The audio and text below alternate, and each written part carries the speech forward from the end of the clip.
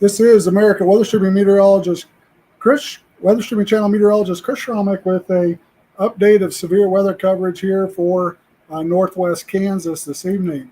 What we got going on is the National Weather Service has issued a severe thunderstorm watch that now includes all of eastern Colorado and northwest Kansas, including that activity that's up in Nebraska. This watch in Kansas and eastern Colorado is in effect until 10 p.m. here Central Time, and we'll have the potential for wind gusts of 70 miles per hour and 1.5 inch diameters hail.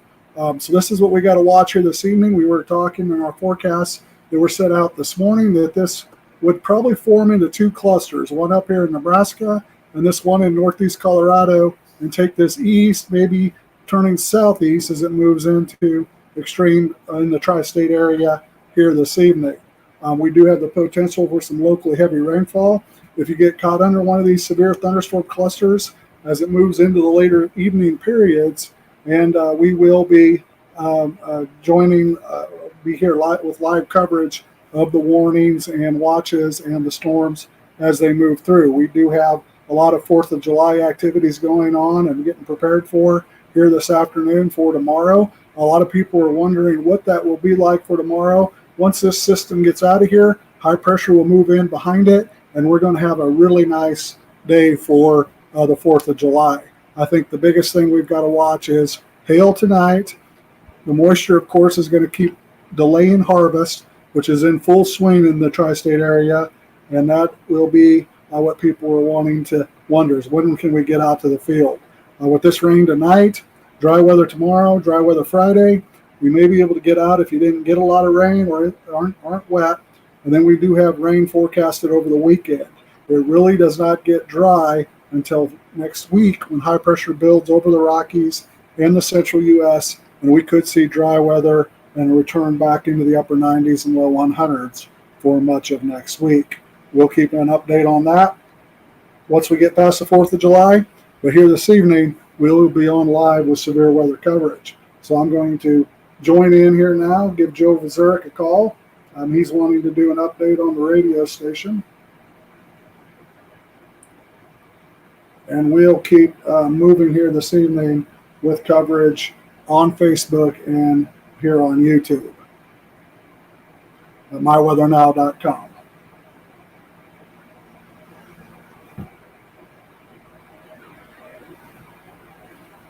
So I will get the radar going back up here. This is the current radar. Hey, Chris. Hey, Joe. How's it going? Good. Get her up and going? Yeah, I've got her up and got the radar up on YouTube, and I think I got the Facebook link going. Yep.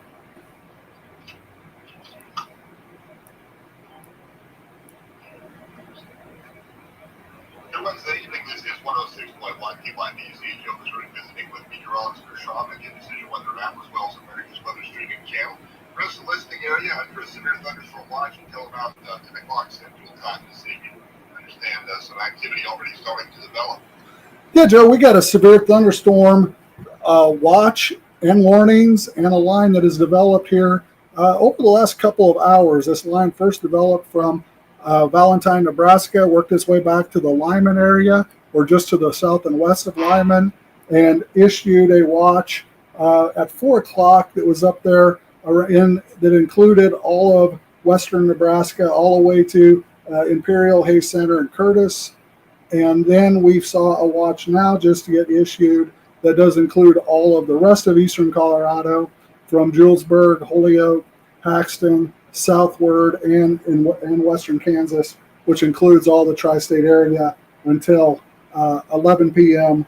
Central Time here this evening. So we do expect this line of thunderstorms that's now out there with warnings in place, extending all the way from, like we said, that Palmer Divide area to the west of Lyman, to Otis up in Yuma County, moving towards the Yuma, just to the north and east of Yuma. And then we got severe thunderstorms also up there in Sedgwick, and Phillips County in northeastern Colorado.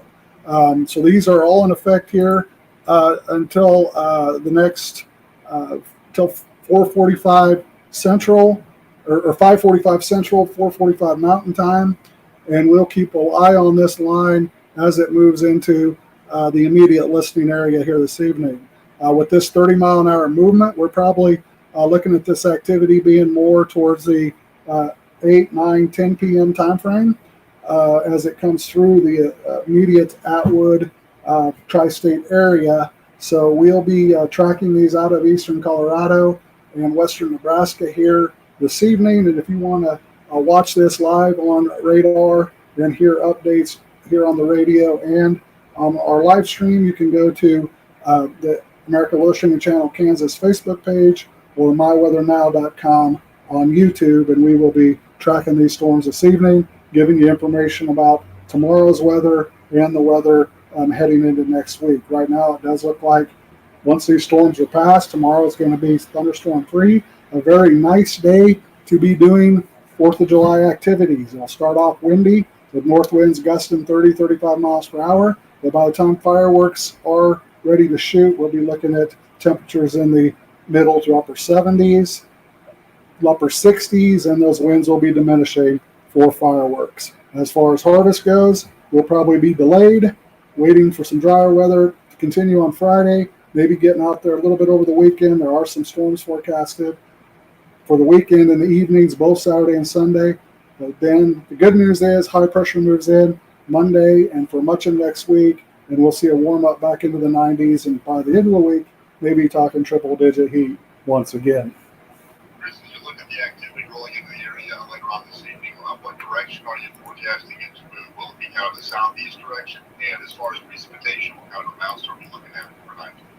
If you're looking at this activity that we got up on the radar, you'll see that the clusters are moving to the east northeast right now at 25 to 30 miles per hour. Computer models are forecasting once they start getting their pushing into the Imperial area, Ray, or the immediate tri-state area, here about 6, 7 towards 8 o'clock, they'll start to bend and move more eastward into the south and east. So we're looking at that type of movement with them.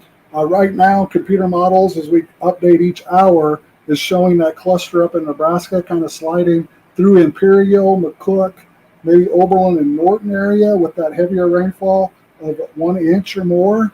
And then this activity that's out in eastern Colorado or to the west of Lyman and that Yuma area will kind of start taking a bend and going to the southeast as well. So those look a little bit more scattered, but if you get under them as well, you could pick up a half to maybe an inch of precipitation in those less severe clusters. We're thinking the one up in Nebraska is the one with the heaviest rain as it starts to bend south and eastward through the tri-state area here later this evening. Could have 1-2 inch amounts of rain on that if you get caught under one. If you get caught in between them, which there could be some areas, maybe along I-70 to the south of Highway 36, we may just pick up a quarter, half inch, and some places may miss it entirely if the line becomes more scattered in that area. Once again, that's Zach Meteorologist for Strong with Decision Weather App, as well as America's Weather Streaming Channel for KYBC Radio. I'm Joe Missouri. All right, I think that'll do it. All right. Well, I will be around doing this, and we'll just keep rolling with it. Okay, sounds like a plan. All right. We'll talk to you later, Joe. Thank you, sir.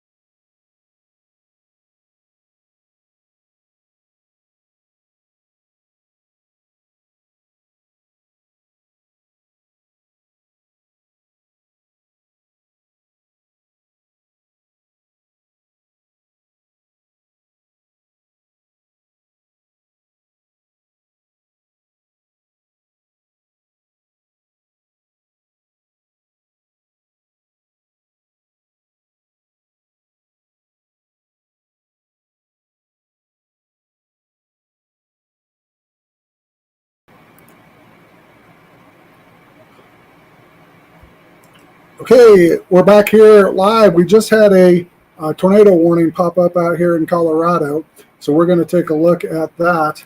We were kind of giving you an update. Just a second here. I got to answer a text message.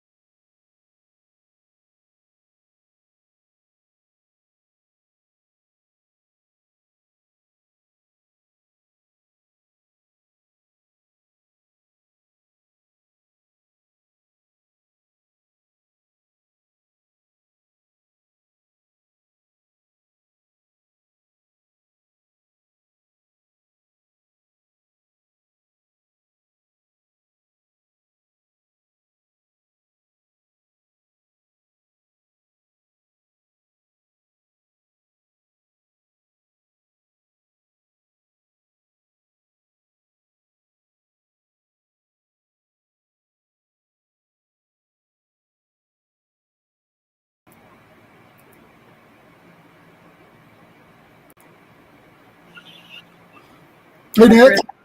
How's it going? Good. How you doing, Chris? Oh, we're doing good. I'm juggling a bunch of stuff here. I've got uh, the events going on and answering text messages. I was just about ready to talk about this tornado warning that just popped up out there in Colorado. But I've pretty much done 2 rundowns of the watches and the movement of this stuff coming in. So that's kind of where we're at. Basically, our immediate listening area with what we're doing for the Northwest Kansas is these counties out here, Ray, Burlington, and all the Goodland coverage area. So we are in a watch and just watching this activity coming out of Colorado. But I'm on live now, and if you wanted to do any updates of what you've been looking at. Yeah, I was doing more, in the state of Missouri, but I can now, like actually direct my attention more toward, like eastern Colorado and Kansas. It looks like, so you already did like the actual rundown of like that one tornado warning there, right there, I guess. Yeah. Okay. No, I haven't done the tornado warning yet. Oh, you haven't? Okay. I can talk about that. I still don't have Radar Amigo, so I have to unfortunately use Radar Scope. But yeah, it looks like. And so, how long are you guys under a watch there in Northwest Kansas? 11 Central Time. Yeah. Okay. So I do got the tornado warning wording up there. So Okay. it is in effect until 4:15. So it's been a short one. It got issued at 4:08. So at 4:08, thunderstorm was capable of producing a tornado 6 miles northeast of Woodland School, or 24 miles southwest of Akron, moving east at 20 miles per hour. So this is one we're going to be watching for, that Akron area out there in Yuma County. But it's a really small one. Yeah. I've got her up here. And it seems like the one that is east-northeast of Akron, it looks like those two cells, like those two pulse cells, are trying to kind of form into one as it moves east toward the Kansas border eventually. So, and then obviously to the north of that, you have that energy there in the Cook area, and it's moving east toward, and I can't even pronounce the town well, but it's Avenego, near the border of Colorado and Nebraska. But yeah, it looks like currently, it looks like your guys' biggest threat right now is the severe thunderstorm warnings. Just that one little one, like you were talking about. But as you said, you guys were in a warning, or like a I know, like an actual warning until 11 p.m. So there's going to be more cells that are going to fire up there as they move toward the Kansas border in your neck of the woods. I guess that one tornado warning, it's radar indicated only, right? Yeah. Yeah, it's real hard. It's real hard to tell because the cells kind of split. So at one point, I haven't been able to look at velocities yet, but I'll put those up real quick here and kind of take a scan at that. And this.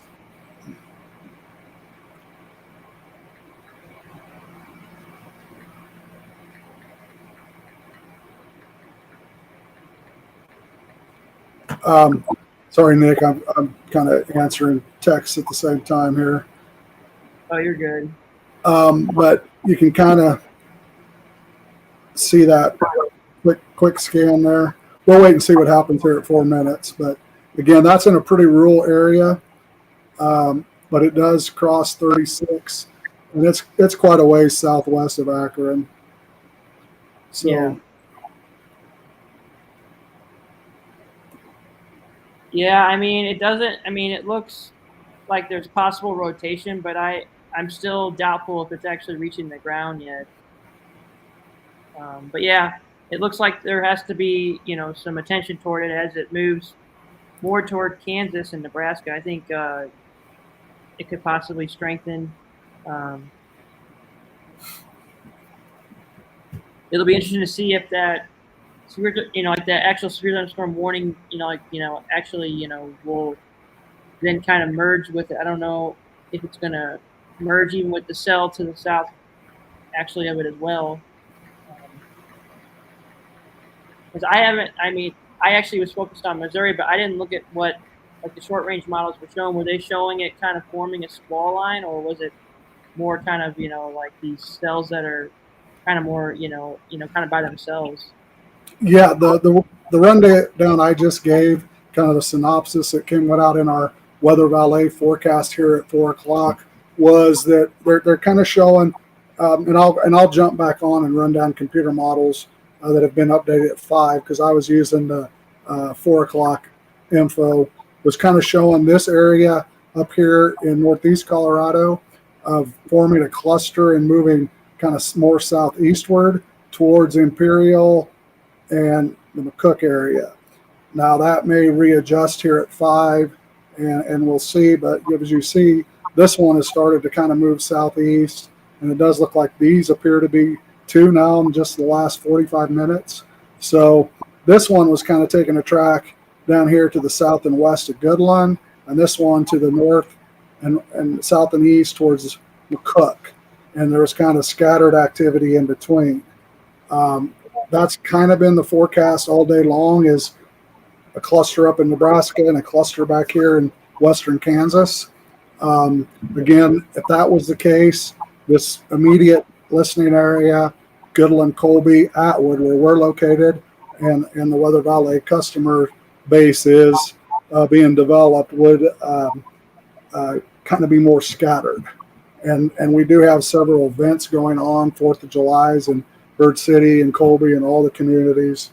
And here in Atwood, is where I'm at. I'm particularly involved in that. We've got 3-on-3 basketball and fireworks and all that. But we're thinking tomorrow's fine. But the other thing that's going on out here is we got wheat harvest in full swing, and these guys do not want any hail.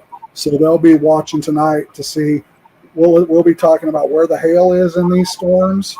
Right now, the south watch has 1.5-inch diameter, and the north watch has the potential of 2.5 with that north cluster. And we can just call them north cluster, south cluster if that's what develops here. But right now, it looks like to me there could be 3 of them. You have the stuff that's down there in the southwest line of this storm in the Lyman area, and then this one cell that's got that had the tornado warning on it. Now, in Yuma County, and then that stuff up in Nebraska. Because right now I'm looking at the HER, and it from what I can see, kind of what you were saying in your neck of the woods, it's more the cells are going to be more kind of like a pulse nature, so they'll be kind of by themselves. But then to the north in Nebraska, it looks like it's going to be a bigger line of actually organized storms as we move into the evening hours tonight, into like the overnight hours. But as it's actually important to note is that these small cells that are by themselves, and we've all have talked about this in the past, that those are the cells that are sometimes more likely of producing a quick spin up tornado, or even some really bad hail. So we'll see kind of what happens, but it seems like the HER is really doing pretty well with what's on radar for the most part. At least in your guys' neck of the woods, it seems like the HER is, from what it's showing to what it's forecasting here in the next 3 hours, it seems like it's pretty good with what's being initialized right now. But it's going to be interesting to see kind of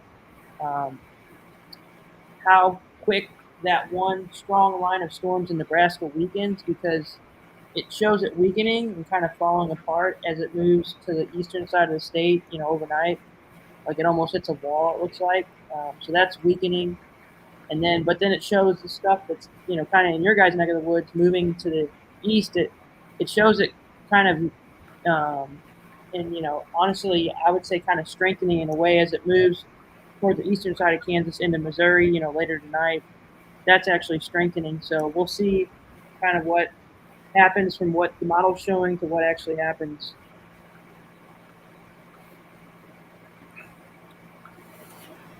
Okay, and that's pretty much the summary that I saw as well. I think like I said, the biggest thing here tonight is I think people are going to want to know how much rain and where for 4th of July, harvest, and the hail. Yeah. So, we'll keep that updated. Kind of a rundown. I guess we can run down these warnings that are currently in place. Haven't really done that because they're all individual here with this line. But we can start up here in Ogallala area. This one is in effect until 5/4. It's in effect until, I always get these mixed up, until 6 p.m. Central, 5 p.m. Mountain. So we're looking at the top of the hour. And this was in Keith County in northwestern Lincoln County. until 6 p.m. That will be kind of moving. It's north of Ogallala, moving east at 50 miles per hour.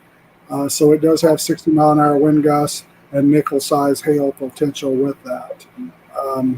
So if you're looking at that one, if you're out there in western Nebraska, this is Ogallala. This is McConaughey Reservoir area where there is people probably preparing for 4th of July activities up there.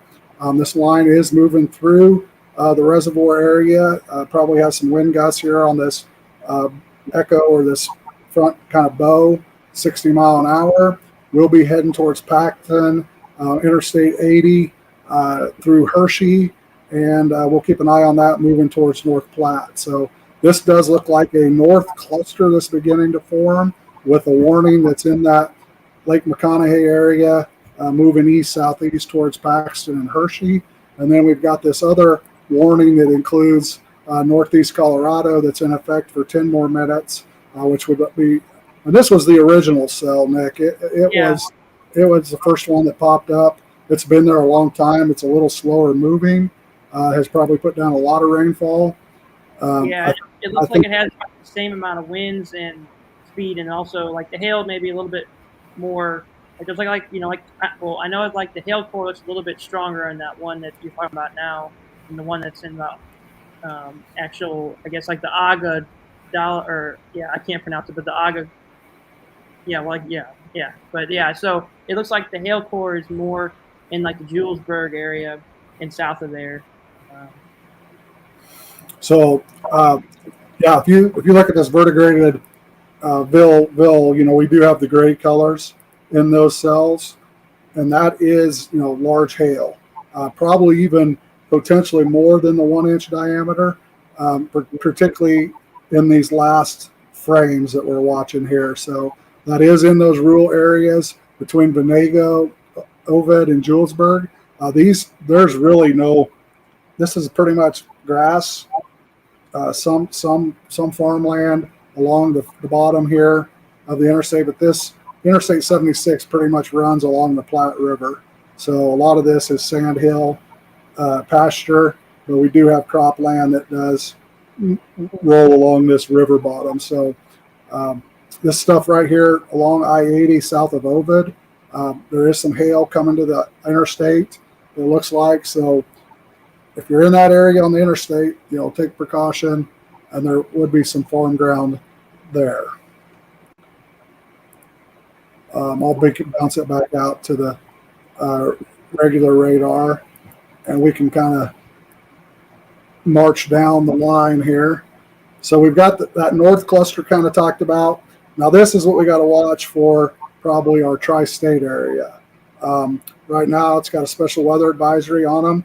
Our Weather Service office, Nick, issues these on storms that do the 45 mile an hour wind, and also the hail of nickel size, the smaller type hail, pea size and nickel size most generally. Again, those are cells developing out ahead of the severe cells, which are now crossing into from Washington County into Yuma County, and we've got this stuff back to the west out here on the interstate, which would be west. It looks like the hail core in these cells maybe even stronger than the ones you're talking about to north. They're showing maybe 1.25 inches potentially, and that one looks like it may be even higher, like tennis ball. It's like tennis ball. Yep. That one's got tennis ball 2.5 inch, and this one's got 1 3/4. So, So we'll keep an eye on these. Now it got a little warmer out here in some of these areas with the sun. We also had it pop out here this afternoon, so I can kind of update a little bit of the surface. So right here is our watch area that is in this western Kansas area. So it does include all the communities here in Yuma County, Kit Carson County, Kiowa County, Cheyenne County, and then all of western Kansas, which would include the tri-state area. So again, we're looking at these cluster up here, kind of taking this route, and then this cluster here, kind of take this route across the area here this evening. When we look at our surface data, we've got temperatures that have popped out and reached into the upper 80s out here in this is what I call the tri-state area. Our dew points are up there in the 60s. So when we get these 60, 65 degree dew points, generally that's a severe thunderstorm with hail type level. So we'll keep an eye particularly right in here, and then out here coming off the Palmer Divide or that Lyman area is always a hail. That's hail alley. The elevation, Nick, is what gets that you're going to 9,000, starting to move up to 6,000, or not 6,000, but 3,000 to 6,000 feet as you're heading into Denver from those areas, and so that's why the hail is a little bit bigger out there just naturally. So that kind of gives you a rundown of our surface situation. This upper level low is circulating up here in Nebraska. You got the dry air punch out here coming off the mountains, 35, 55, 54 degree dew points in behind it, and the southeasterly winds pulling that moisture in ahead of it. So that's kind of the surface outlook for these storms here this evening. When we go to our HRR model data, which you were briefly giving us a rundown, which you were probably looking at, we can zoom. Okay, clicking all the wrong buttons here. You can see as these cells start moving towards the area here this evening, they start picking up a little punch and then kind of lose it. So there's not, it kind of looks like it's going to reach the tri-state area and then push through. But that's something we'll watch on too, if that'll weaken or continue to be at that severe level as it moves in that 8, 9, 10 o'clock time frame here this evening. So I'm going to go ahead and get the radar back up and kind of just want to give a quick rundown of what that looked like. And we can generally do that. I generally try to do that at the tops and bottoms of the hour, to try to 10 minutes after the tops, just to get a rundown of what's going on with this stuff. So it's not quite as active as what you get out there in Oklahoma and to the Midwest, where you got tornadoes and storms popping up. But these clusters look like they'll probably at least hold in 3 areas to keep our eye on here this evening.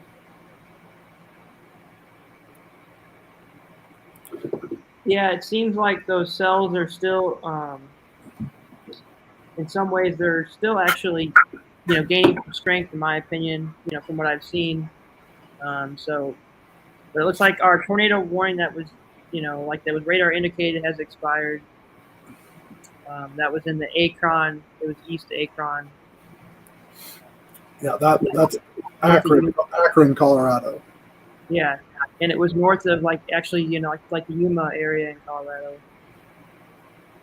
Yeah. So up but here, like these cells though, like we were talking about, they all, they have a history. The ones that are like you're looking at currently have the higher chance of actually bigger hail, whether it's golf ball or even tennis ball size hail. But then the ones that are to the north are more kind of in that inch range for hail, and like the winds, around 60 mile an hour. But I think, the big threat, I know like at least in my neck of the woods, it's been the heavy rain. I know here it's more the hail, but out, in the state of Missouri, it's been the heavier rain that we've been seeing, and like the flash flooding. But I know it's very dry out in this area as well. So it'll be interesting to see kind of where, I know we were talking about the herd showing that line that was west of North Platte as it, progresses to the southeast. It'll be interesting to see if it holds its strength as it moves across Nebraska, because it seems to me like it's going to weaken as it moves to the southeast. But it seems like the energy that's in the three corner, or like in like the actual tri-state area that we talk about, that energy, like I was saying earlier, I think is going to maybe continue to strengthen as it moves across the state of Kansas. So. Yeah, that's something to watch here. Kind of looking, thinking back to that surface data, where the cloud cover was, that's where it's probably going to actually weaken, which Yeah. kind of was up here in Nebraska. The sun did pop out pretty much from Colby back where we saw those upper 80s back here into these counties. So my hunch is, we'll watch these probably hold. I think they're going to come into the area. How scattered and how clustered is probably what we're going to be looking at. Is right now it looks like it could be a pretty scattered line, maybe with 3, and that could again out here in Colorado, the higher elevation, more sunshine, next 2 hours where it's hot could trigger another one of those little spin up tornadoes. They have been having with these storms a lot of rope tornadoes. Yeah. And that out there in Colorado, those little small ones. So you'll probably might see that in these special. Sometimes you'll even see them in these special weather statements where they talk about little rope tornadoes. It's got tree limbs. So basically, in this 55-mile-an-hour wind, nickel-size hail for that Yuma County cell. It isn't the severe cell. So that's real close to being severe. Yeah, it looks like to me, I don't know what's on your end, but it looks like those 2 cells that are like the one that's north of like the Yuma area has expired, and then now we just have the one that's in the actual Julesburg, and then moving toward North Platte, and then the one the 2 that are the further south that are actually east of Denver. Those are still up, but yeah, it seems like the one that was in the Akron or area, it looks like it has I guess it's it looks like it's weakened, but it's important to note that with these cells that they tend to kind of go through cycles where they weaken and then they strengthen again and they weaken. So we'll see kind of what happens.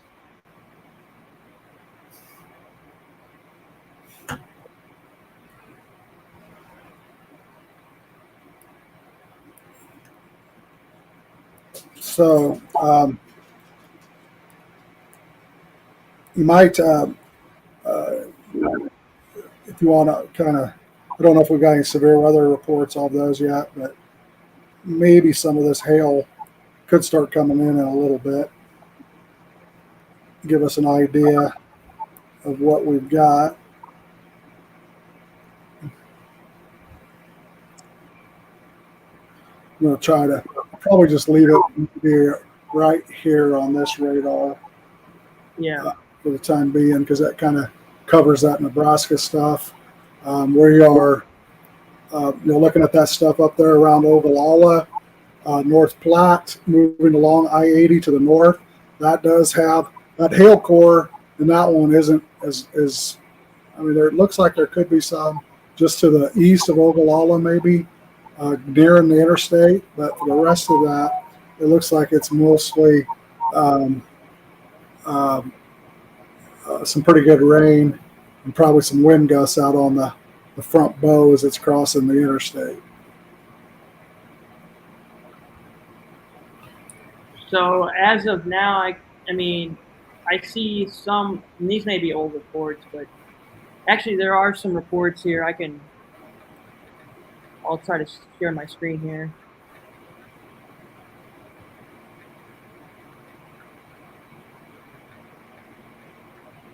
And so, let's see. And can you see that or no? No, I can't see that still. Your screen's up there. Let me look real quick. Yeah. Can you see that? Or? Yep, it's up. Okay, yeah. So it looks like. Let me go back here. Hold on. So it looks like, as we were talking about, in that area that's on the northeast side of Colorado, kind of north of like the tri-state area, but there's been 1 inch hail, like this afternoon, and that's in the city of Iliff, Colorado. And then you have 1 inch hail in Sedgwick, Colorado. So a lot of reports of 1 inch. This is 1.25 in like a Julesburg, So like that's the scale we were talking about, and that's what the radar actually was showing, and also what the warning was showing. So it looks like nothing, surprising so far. I don't know if we're getting reports further south and east, kind of in your neck of the woods yet, Chris, but like that's going to happen later on. But it seems like these cells that would be kind of more south of there. I don't know if we're seeing that yet, but yeah. Yeah, just looking at the radar here, where those were up in that. That was that first. Those were the first thunderstorms that developed up there in Julesburg, and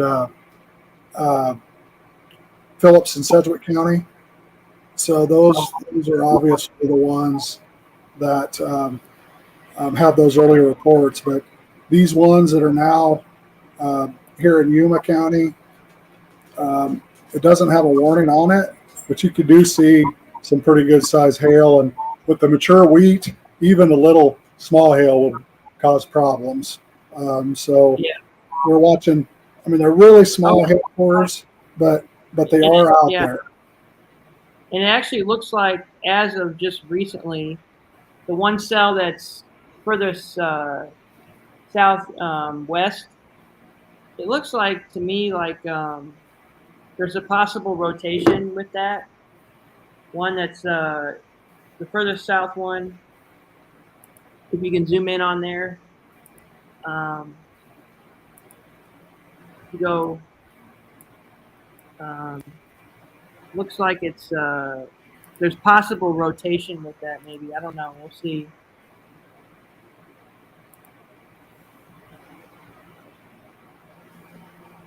You can kind of see there where the reds and the greens are, right there where it's bright. It'll be interesting to see if it's starting to form a hook there. If you can kind of zoom in on like that. I mean, there's a little hook that's forming as it moves to the like the actual southeast there, toward like it would be going toward like Lyman, Colorado. But yeah, still hasn't been, obviously, switched to a warning for a tornado, but it's still a thunderstorm warning. But it's something to keep an eye on.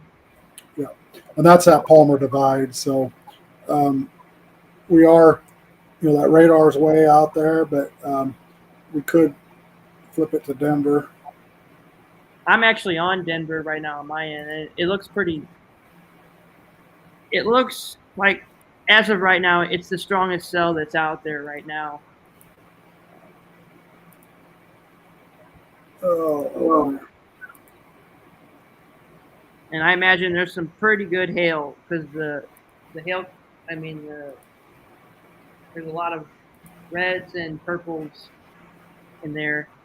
In fact, I don't know how true it is, but on radar scope, they're showing hail as big as 4 inches, which seems awful high, but who knows?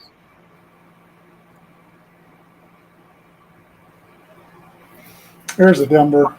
I got Denver up now. But it looks like it's moving toward Lyman. It's kind of like I mean, I know, like as you were saying earlier, a lot of these cells are in a lot of area where it's just grass and there's not much. And it's, in a higher elevation, but it's moving toward lower elevation. But yeah, it'll be in the Lyman area in the next 45, 50 minutes. And then as it moves down toward, and so what interstate is that, Chris? 70. Yeah, so as it moves down 70, it's going to hit, into, I guess it'll be interesting to see how far southeast it goes, or if it wants to go more, in an easterly way toward your neck of the woods. But looks like those cells that are to the north of it are going to be the ones that are going to be affecting your guys' area. So Nick, I'll kind of give you a little rundown of the topography out here. So this Lyman area is where the Palmer Divide meets coming off the Rockies. And so you got the Smoky River and the Platte River kind of start flowing off the Rockies in these areas. And then the Arkansas River is down in Colorado Springs. So Pikes Peak is here, and then the Front Range is up here, Evergreen. So this elevation, so Interstate 70 really climbs from Lyman into Denver. And then Lyman, as you go east, like you were saying, becomes the plains, and you go to get in the farm ground and the flatness out here once you get past Lyman. Yeah. Yeah, it'll be interesting to see as it goes down, with it going down. I mean, and obviously you forecasted more out in this area. Typically, do you notice that the cells, do they, strengthen or weaken as they're moving down in elevation? Well, this particular area, this Lyman area, has been hit many times by tornadoes. And Okay. the town's actually moved and up in that area. I mean, that is a prime area in Colorado to see storms because of that elevation change right there. Hail as well. If you do hail studies, this Palmer Divide is always the highest hail rates in probably the country, actually, because of that elevation and that dynamic coming, that flow. But then once you get out here in the plains, it kind of flattens out. It's pretty dry and arid, and then you don't hit moisture until you get to the 100th meridian or clear out out here in Kansas more. But today we got the southeast winds, so that gets that moisture all the way to the Colorado border. Yeah, it's gonna help keep, I think, the cells more together as they move into the flat areas with that warm air advection moving in.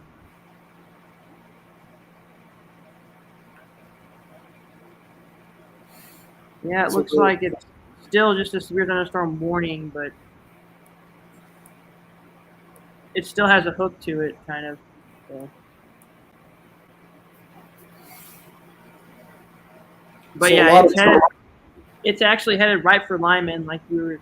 So it'll be in Lyman probably near 6:30-ish. We'll kind of keep an eye on that one just in case it does trigger a warning. That's going to be the actual Denver office. So it'll hand over once it gets here to this border, Carson County, Cheyenne. It'll hand off to the Goodland office. Yeah, and as you were saying earlier, these cells are not moving very fast. So that's another thing to keep an eye on. They're moving, I guess, 17, 15 knots, so like 15, 20 miles an hour, I guess. I don't know.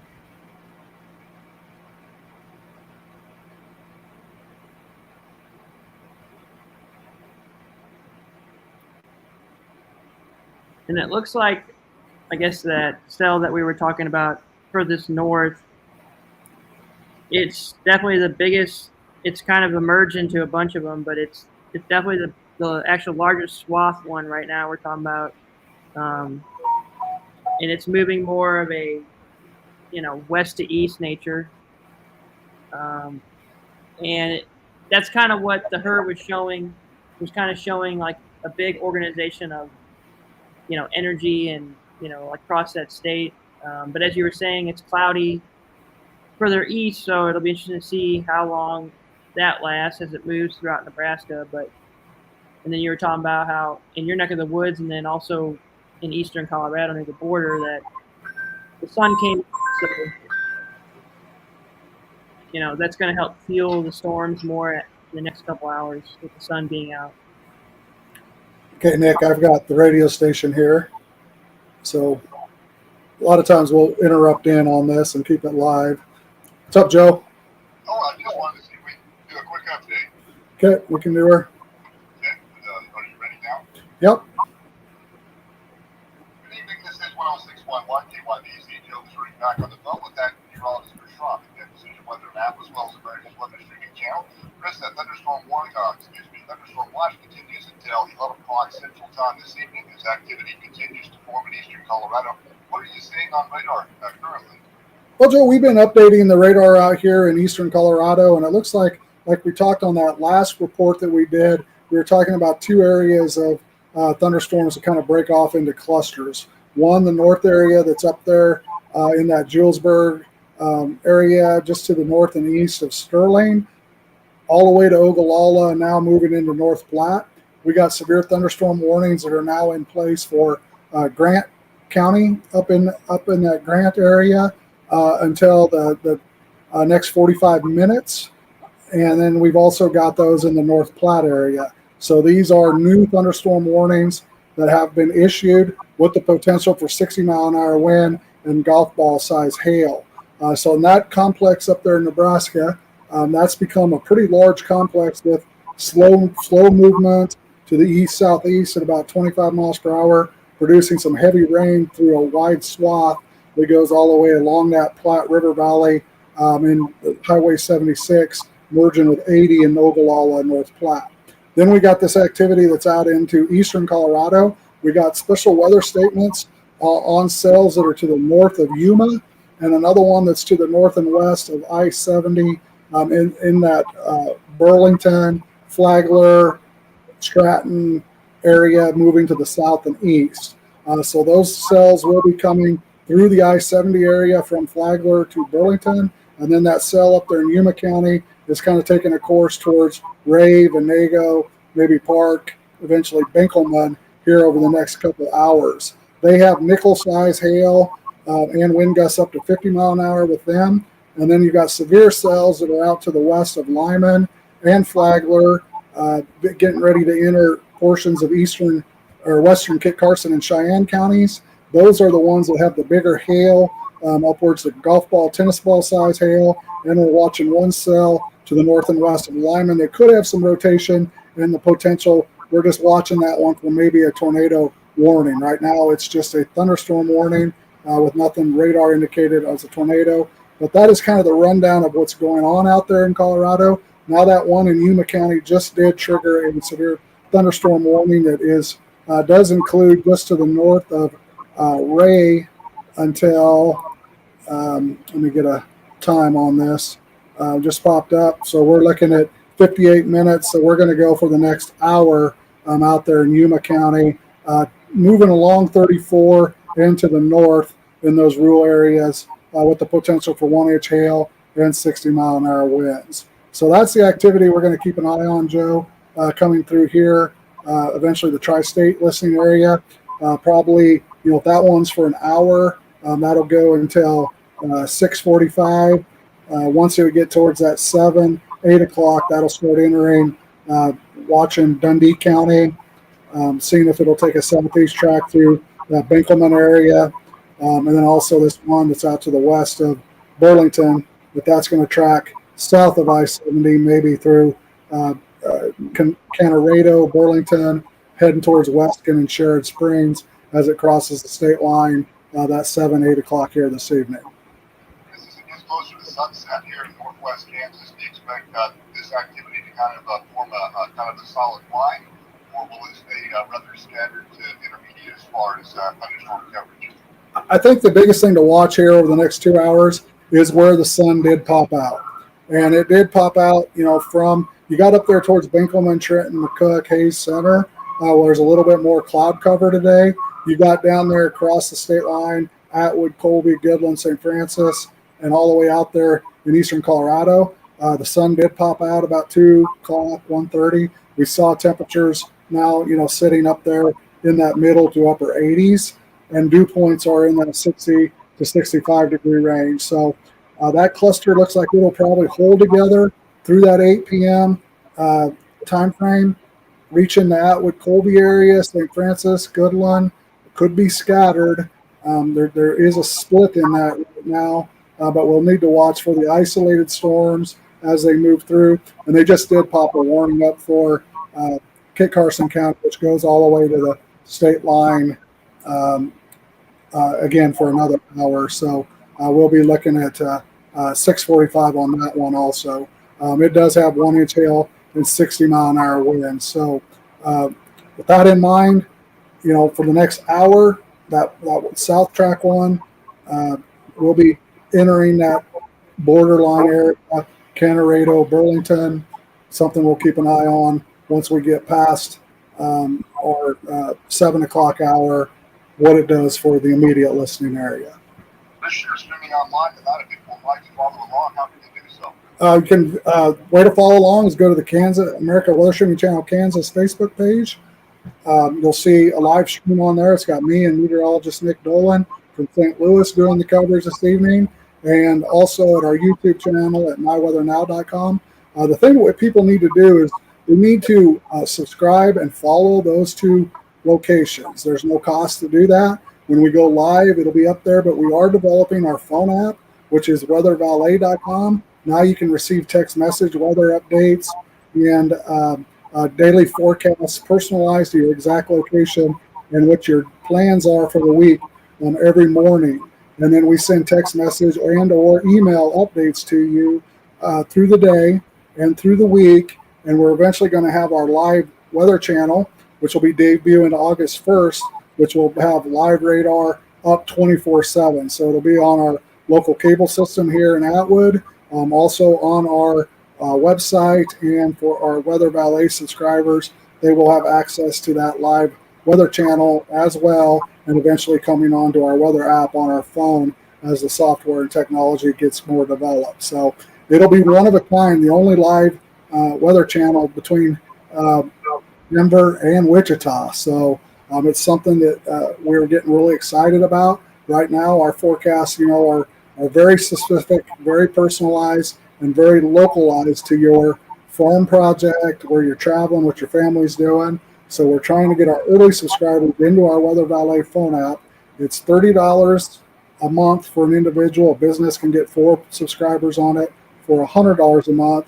And you can take advantage if you text message me or ask about a 30-day, you pay for a year in advance, we would give that first month basically free to even lower those costs for an annual subscription here as we're developing this here the next month for Northwest Kansas, a live weather channel that would have radar, live streams, time, temperature, warnings, and the forecast and local advertising all on there. So if you're an advertiser or business that want to talk about this, we're talking, with the radio stations and how we can make all this work, and particularly, here for our immediate Atwood listening area, because that's where it's going to be developed from, and really excited about that.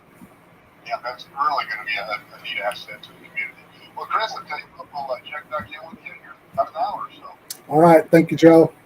Thank you, sir. Once again, that's Chris Schromick in Decision Weather at Atwood.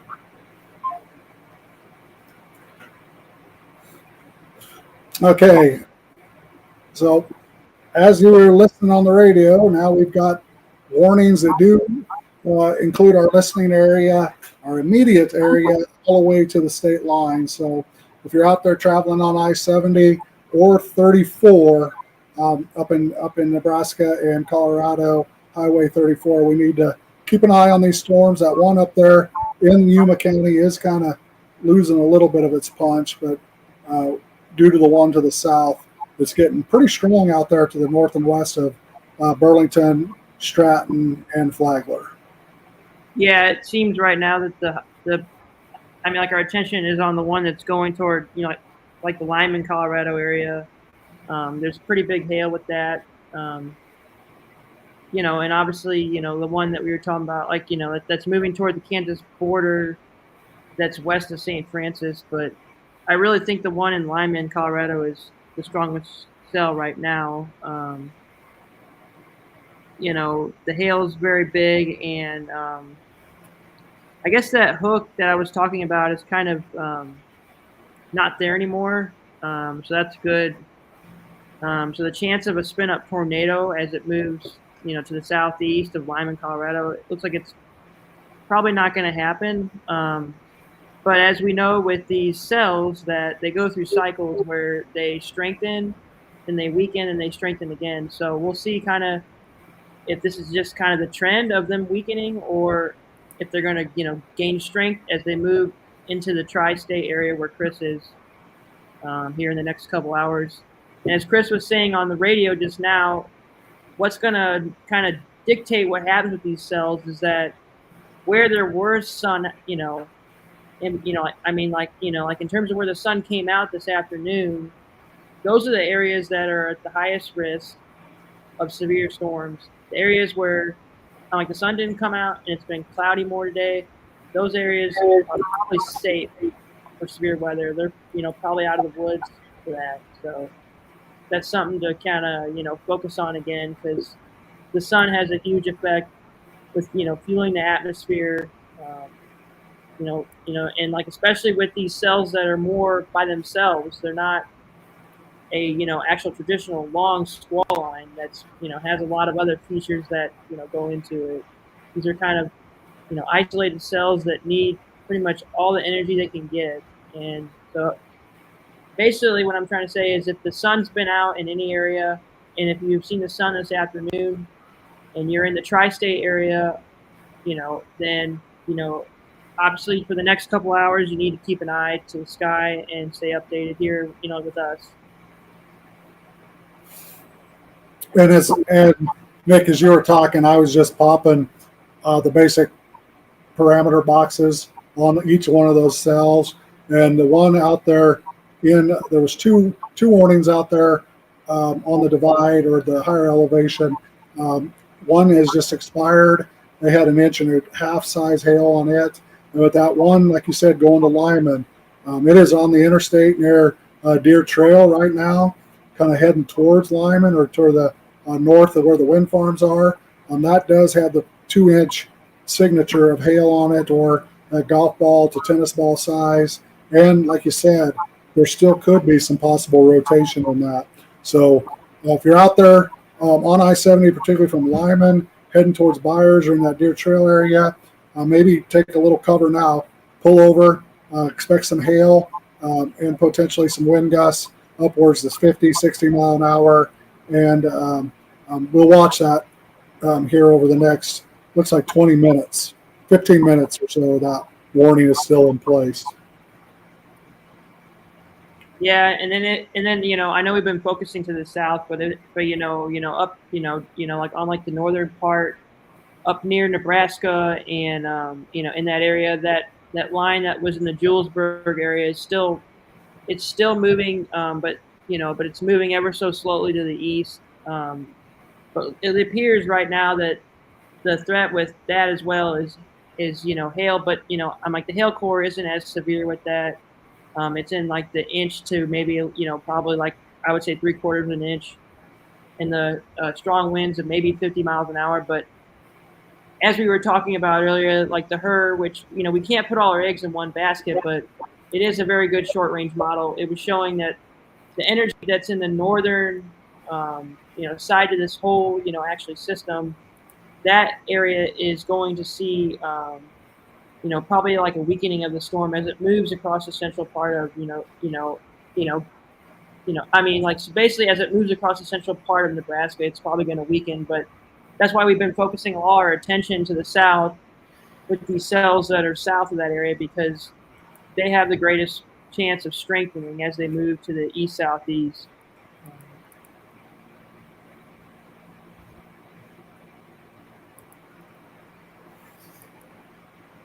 And if I actually went and looked to see any new storm reports, and it looks like it's just more hail reports that are moving. Like with these cells that are moving close to the tri-state area. The one cell we were talking about and it was in like the Yuma area. Let's see here.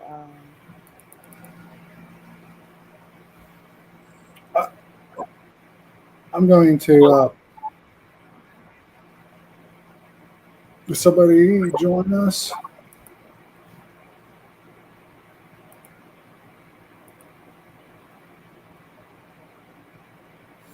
I'm just looking at the latest GFS is updating, so I'm kind of looking at that. It really has the Nebraska stuff sinking hard south and east towards McCook through 7, 8, and then into northwest Kansas. I can kind of pop that up there for real quick.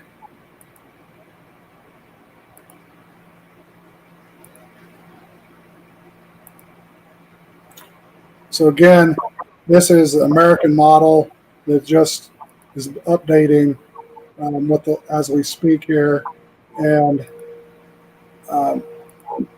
this is 21Z, and it shows that sync at 10 o'clock. Those isolated cells become more isolated once they cross in. So we'll watch if that happens. Our HRR, like you were talking about, we can kind of flip to that. The latest run, 22Z, same thing. It's kind of showing it diving southeast, 7 o'clock, and then kind of forming over northwest Kansas more of a line as we head towards 8 o'clock, 9 o'clock. That cluster in Kansas gets a little bigger. I don't know if you're, and then at 10 o'clock, it's not updated yet, so it's still loading. So we're kind of getting an idea there of where that severe weather goes. It does look like it'll hold severe weather potential until 8 o'clock, 9 o'clock for Sherman, Wallace, Thomas, southwestern Rollins, maybe up there into Hitchcock and Dundee. But we'll keep an eye on that here the next couple of hours. So that's kind of the latest model rundown here. Is we got one more frame that gets us to that 10 o'clock. So it's still showing good rain and the severe potential moving into Oakley, Colby, Atwood, and maybe even Oberlin here tonight. So it does look like the local area will be on severe weather alert at least through 10 p.m. With the potential for we can look at the rainfall on this. I think people want to know what our QPF is looking like over the next 6 hours. So we're showing totals of an inch at the highest up there to the north, moving in that Hay Center area. You get into Kansas, we got 1 inch numbers, 1.25 inches out there on the Kansas-Colorado border, south of Kenneredo to Weskin. And again, it's kind of the end of the update, but I imagine we're going to look at area-wide where the clusters end up developing 1 inch to 2 inch type numbers at the most, and then the scattered area in between could be in between 36, 34, or up in Highway 6, more of a 3/4 inch type numbers as that line moves through here and becomes more isolated.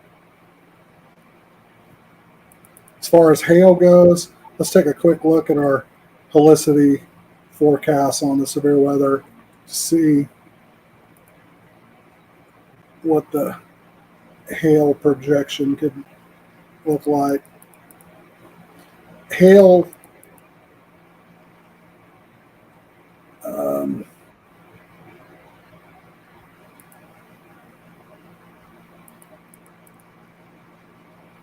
hail potential does exist in those isolated cells as well, particularly out along the Kansas-Colorado border.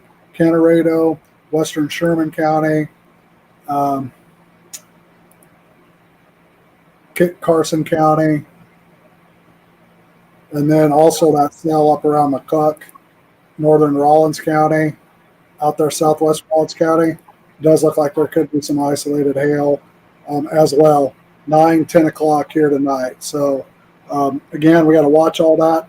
Like Nick was saying, or we were talking earlier, that is the exact area that the sun did come out this afternoon, and could strengthen that. Not quite so sure about McCook. We can look at our surface data currently, see what we got going. Yeah, McCook got up to 86. So did Imperial. Our current temperatures. Dew points 63, 62, 65. Southeast winds pumping into that low. So that's kind of a rundown of what we can expect here, I think. Yeah, and I was just going to say that I know you're talking about that one cell you were showing the model there of the cell, continuing to move into your area, like, north of Goodland and near the areas, in the tri-state area. Like it's showing that it's going to continue like this, like I'm like, what's on radar right now in the next couple hours? It's supposed to move kind of into your neck of the woods. But from what I can see is that it's going to form more of a organized, kind of form of like the actual storms. Like right now, we've been talking about these isolated cells that are alone. And so they kind of are forming together as one. And, I think that there is still a chance for, for some severe weather. But as we move kind of later, I think that, I mean, I personally be surprised if we see anything more severe than what's been happening recently. But, I could be wrong, but like, we'll see. Because, it seems to me like the big threat we've been seeing is the hail, which is very destructive. But luckily, as I can see so far, there really hasn't been any tornadoes yet. I mean, that could change, but I think that the focus, like we've been talking about, and as Chris has been mentioning, is that the hail, and then also the winds, and then also a lot of rain. So, which is good. But yeah, like the hail is a big, concern, especially for people who are out, who are going to dinner or who are doing anything outside this evening, who have to park in a unsheltered area. Yeah, keep an eye, because these cells have produced, some pretty impressive hail. And I think that one we were talking about in Lyman still actually has produced like largest hail. I was going to show some storm reports here. I can share my screen here. Hold on here. But it's pretty much what we've been talking about, what we've been kind of, talking about for the last hour or so.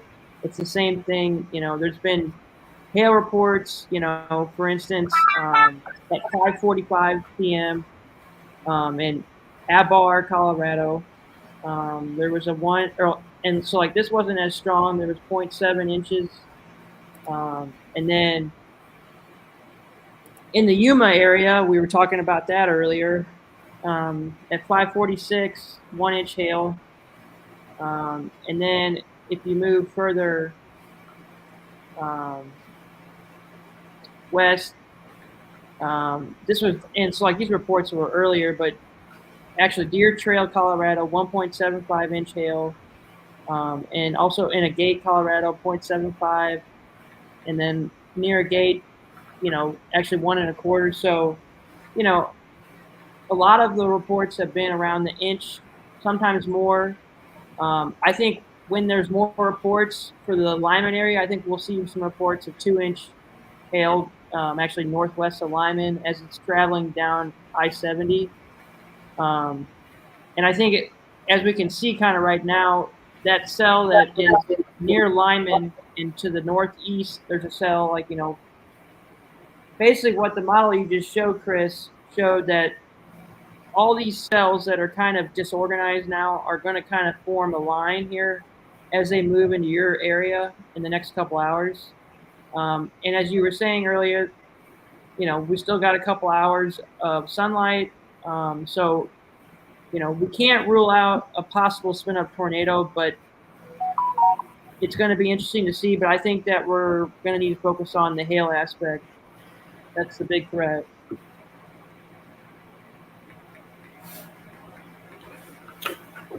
Wanted to also, we were talking about those hails up there, or the cells up there in Imperial and Ogallala and Grant. Our counties are actually Perkins, Chase, and Perkins County up there in Nebraska. So that north cell is up there in Perkins.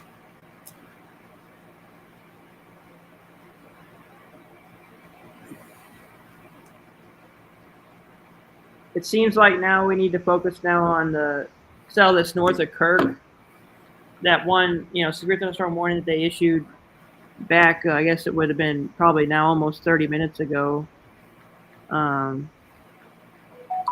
more than long. It's actually been up for a while, but that cell that's moving towards St. Francis, actually going to be moving probably not actually towards St. Francis. It's moving more southeast than anything. That's another cell that has a strong hail core with it. I would say most likely over an inch, and like the reports we're going to see are going to be more inch to maybe an inch and a quarter reports. But I still think that Lyman and that area northwest of there's going to be reports maybe near 2 inches. But it seems like to me like these cells are now starting to really move more southeasterly. So that's going to put them more in the Goodland area, maybe. I don't know. We'll see. Obviously, the one that's in Lyman is going to be going.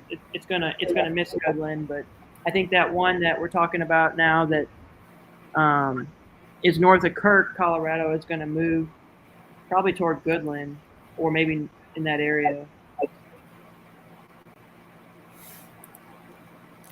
So, just doing a rundown on that cell that's that's moving into the northeastern Grant County to the north and west of Imperial. Like Nick said, it is taking a more southeastward track now, and also in Perkins County in the Grant area. If you look on those, we do have the potential for golf ball size hail in those storms. Those hail cores are now to the south and west of Grant. Another one that's to the north and west of Holyoke, kind of on the Colorado line. Those are moving to the southeast, and it looks like they'll be kind of moving into the Imperial to the north and west of Holyoke, Imperial Hayes Center area here over the next hour or so. The warnings are actually for the next 20 minutes going to 6:30 Central or 5:30 Mountain Time on that activity that's up to the north in Chase and Perkins County in southwestern and western Nebraska. This activity, the isolated cell that's in the Yuma County area, we're kind of keeping an eye on that to see whether that holds together, becomes more scattered. It does look like it's a little more scattered. And like Nick said, we're probably looking at this stuff in Burlington and to the west, maybe missing Goodland. We'll see if that kind of conforms together. But right now, it does have the potential for ping pong size hail out there in western Kit Carson County. Yeah, and it seems to me like the cells you're talking about that are near Grant, Nebraska, and also near the Colorado border, that actual part of the line, it seems to me like it has strengthened a little bit, in the last 30 minutes or so. So it's important to see kind of, because as as we all know that models struggle with like these mesoscale features. So just because the herd's showing whatever it's showing, it doesn't mean that that's what's going to happen. So, as these move more easterly and maybe even southeast for the cells that are, further south. It'll be interesting to see kind of what they do because, I mean, right now it seems to me like that line that's in Nebraska looks pretty healthy. So who knows? That may end up being a little stronger, and especially if it wants to track a little bit more toward like the Imperial area and also Hayes Center. I think that that is like a higher risk for something happening that's more severe for sure. And then you have those cells that are southeast of North Platte. I haven't looked at what the current weather conditions are if the sun came out, but I know you were saying it was cloudy in that part of Nebraska, but that cell that's near Curtis, that's actually east of Curtis, Nebraska, that looks like it has a pretty good hail core with it. I don't know. Yeah, those temperatures are about 8 to 10 degrees cooler up there. Okay. Dew points are a little bit lower. They're in the upper 50s and low 60s. Yeah, I'm surprised the way that hail core looks. It looks pretty healthy. On the Curtis one, actually, Yeah. Curtis is in the that North Platte's 80, McCook's 86. So there's not a reading for Curtis on mine, but we're in between. So it does have higher dew points in that Curtis area. Yeah. Temperature's a little cooler, but And I that cell that we were talking about that is west of St. Francis, and it's moving more southeasterly. It's going to be interesting to see because my eye, which I mean, like the human eye isn't the best, but and for what I can see on radar scope, there's a chance it could hit parts of the Goodland area. We'll see, but yeah, just kind of there's a lot of outflows coming off of that one. If you look at these last two radars scopes and you're seeing that outflow developing out ahead on there, looks like those outflows will start building back into northwestern Dundee County and sink southeast. So I'm thinking that's gonna form a cluster, and then this area to the west of Burlington kind of becomes another group.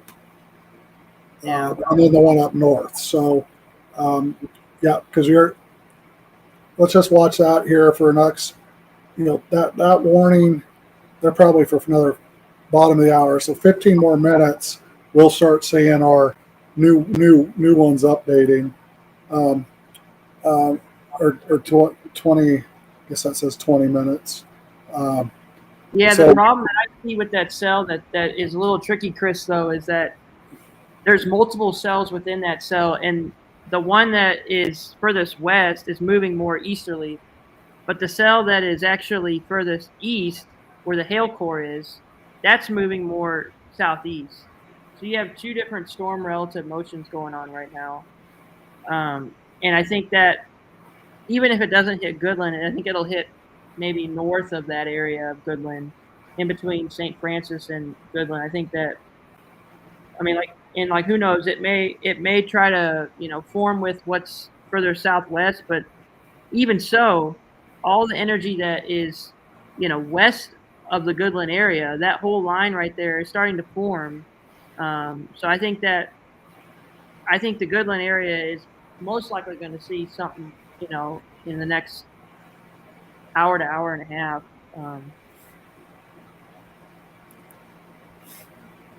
So that the warning that goes to the state line is in effect till 6:45 Central, 5:45 Mountain. Ping pong size hail in that hail core that Nick was talking about, and 60-mile-an-hour winds. So that hail core now is just moving onto Highway 36 between Idalia and north and east of Kirk, Colorado. There is crop ground out there. That is a lot of wheat out there. So that is something we're going to watch, that hail core right now. But it is moving into Idalia to the bend in Idalia. It's about 7 miles south and west of Idalia on 36 and heading towards like Nick said, that could be taking a course towards Goodland if we keep an eye on that.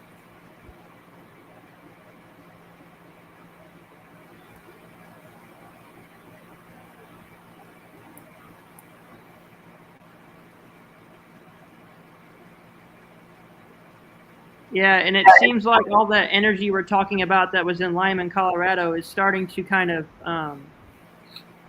it looks like it's going to form with the energy that's west of the cell we were talking about that was north of Kirk, Colorado. So that whole, line, I'm like, that's probably going to turn into a line here as it moves even south of Goodland. It moves more toward Cheyenne, Wells, and north of there into Wallace.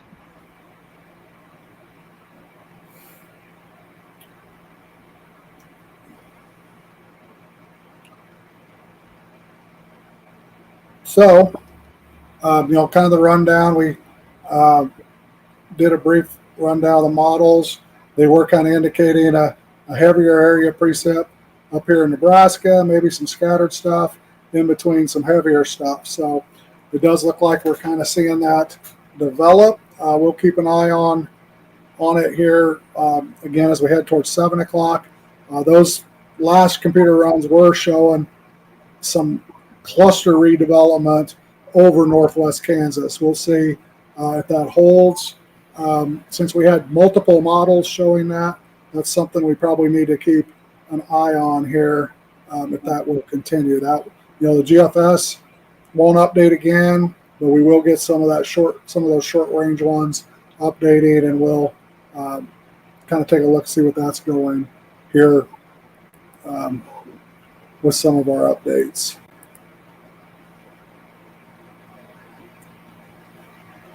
At 7 o'clock. Now we just wait till 7 o'clock with this, kind of see where they track, and if that redevelopment starts between that 7 and 8 o'clock over and more of the state area, which I would call. Well, and also one thing I want to mention, I don't think the models are doing that great of a job with what's happening in Nebraska right now. I think that the models are kind of actually they're kind of underestimating what's currently going on in Nebraska. And I think because if you look kind of right now, that's a pretty healthy line that is moving, across North Platte, and then, also west and southwest of there, north of Imperial, toward Colorado, and that whole line is actually pretty impressive, and it goes all the way northeast, which is, I guess that's Ainsworth. It's actually going to be east of Ainsworth already. That whole line looks pretty impressive. I don't know. I know it's supposed to weaken, but currently there's quite a bit of severe thunderstorm warnings on it. So our watch up in Nebraska does work its way into the central parts of the state. Let me see if there's been any more discussion on that. It actually has extended watches all the way to Norfolk and Grand Island. So they do expect that line to continue working its way eastward across Nebraska. And it also has clipped back into northwest Kansas. Let's go ahead and show that on the screen, because we do have watches that now extended further east on Highway 36 into Kansas as well. So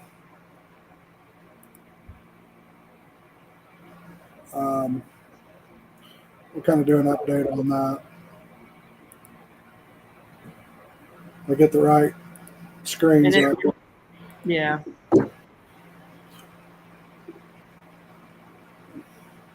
So here are the current storm prediction center watch boxes. We'll go back current watches.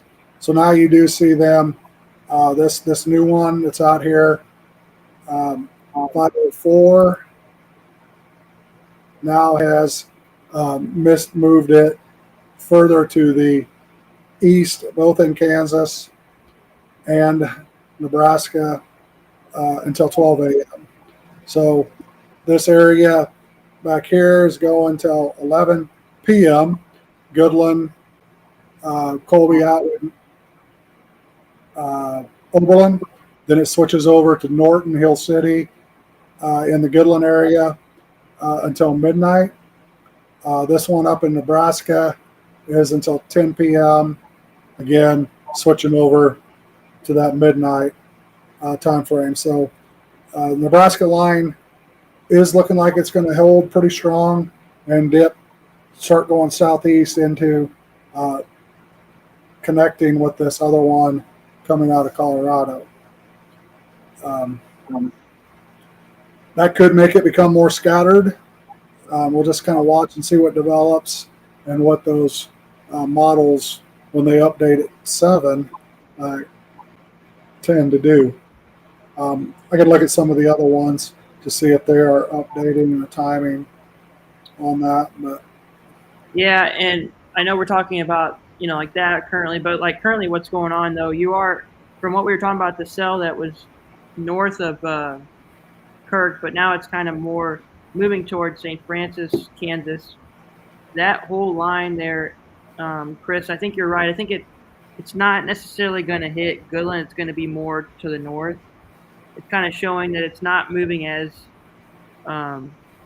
southeast as it was once at one point. So I think, but eventually Goodland could get hit for sure. But looks like it's going to be focused north of Goodland and between St. Francis. yeah, we got that one, the hail core out there on the one in crossing 36, that Idalia area. That's the one that, if that holds together, will come close to Goodland. It might just shave it to the west. We'll watch it. Then we'll watch that area you're talking about up there in Dundee County. That could, and it looks like it is re-strengthening. Now you see the one up in Perkins County, northeast Chase County has been extended to now cover Imperial. That's the area. Those two may merge, and then Saney, Ray might end up in a hole. That's kind of the next 15, 20 minutes will determine that. So that this warning now that includes almost all of Chase County, which would include Imperial and northwestern Hayes County, is in effect for till 7:15 Central, 6:15 Mountain Time out there. So we got 60-mile-an-hour hail, line size now, 2-inch hail on that hail core. We're jumping from our fruits and sports to fruits, and not sure how that's working, but line size hail, 2-inch, 60-mile-an-hour wind does include Imperial now in Chase County, Nebraska. We'll bounce on down to this hail core. It's got another 18 minutes before it reaches the Colorado border, north and west of Goodland. We'll keep an eye on that hail core. It says 1 inch, but just looking at it here on radar, I think it could be a little larger than 1 inch as it's moving through Idalia, kind of going to the old Bonnie Reservoir area there north of Burlington. And does have a good gust front on it. Those winds now showing on that gust front. Out of here, it'll like to build along that gust front, heading towards Burlington. So those 60-mile-an-hour winds are out ahead of that bow, now taking a beeline towards Burlington. So we'll also keep an eye on that here in 20 minutes or any minute now to see if the Weather Service does pop up severe thunderstorm warnings. It'll include northern Kit Carson County and not just southern Yuma County. And so, and then I have, and I can share it real quick here. So those cells we were talking about that are um, that are kind of, we were talking about, that are on the northeast side of Colorado near Nebraska. So those cells, we were talking about an inch, but recently, I guess there's been reports as of 6:14. So in the last, about 15 minutes, there's been a hail report of an inch and a half, which is one of the bigger ones we've seen, and that's in Brandon, actually Nebraska. It's actually really close to the border of Colorado. Um, and then we've been seeing wind gusts 53 mile an hour at 5:55 in Grant, Nebraska, 49 mile an hour, in terms of and like that was in Grant. So it's pretty close to what the radar was showing and what the warning was issued by the National Weather Service. They were showing, 50, maybe 60 mile an hour winds. So just kind of verifying for what, basically was already kind of expected. So it seems like everything else is pretty, pretty much, like what's been happening recently. We've been having hail around an inch. So, yep. What is those ones further south? Oh, sorry. I can go. I'm putting the radar back up, but The ones further south are where are you talking about, Chris? Oh, down there in Yuma County. There was just a couple of them. The ones that were Yuma, yeah, I already mentioned those earlier. I think Okay. that was the 1 inch hail in Yuma, and then the 0.7 in a bar, and then 0.7 in Joe's and Kirk. I don't know if I mentioned all those down there, but I know I did the one in Yuma was an inch. And that was at 5:46, so that was like 45 minutes ago. Yeah, that hail's now moving south of Idalia, west of the Bonnie Reservoir. We'll be moving into northeastern parts of Kit Carson County, which then will take a track. Maybe, it does look like it could clip Goodland. So we'll keep an eye on that one for hail for those harvesters out there this evening. Watching this on radar, trying to get stuff done. That's it's kind of a small area. It's probably only about 4 or 5 miles wide. But again, there is hail, 1 inch for sure in that little core area. And then we got this larger lime size potential hail up to the north and west of Imperial. We'll keep an eye on that as well as it sinks further south and east. But those are the two big ones right now, severe thunderstorm warnings. That one for Imperial goes until 7:15. The one on the Colorado border will be either extending. We'll be watching here. It's either you're going to see another one pop up that should probably be northeastern Kit Carson and Sherman County, maybe southwestern Cheyenne County in Kansas. What's the Lyman stuff? Kind of lost track of Lyman for a while. Yeah, it's just, I guess, the hail like we've been talking about. Yeah, those reports I was showing you, they didn't have any reports there yet. You would think by now there'd be reports. Probably, I think there was at least an inch, maybe 2 inches northwest of, Lyman. Yeah, it still has ping pong size on it, 1.5 inches. And it is still, it's out there on the 50, I think it's 56 Colorado, or no, 24. It goes to Colorado Springs to Lyman. So that is between Lyman and Simla, heading towards Hugo potential. That last radar loop on it got pretty strong out there on Highway 24. So if you're out there on Highway 24 trying to go back and forth between Colorado Springs and Lyman, there's probably some hail crossing here as we speak, ping pong size type hail.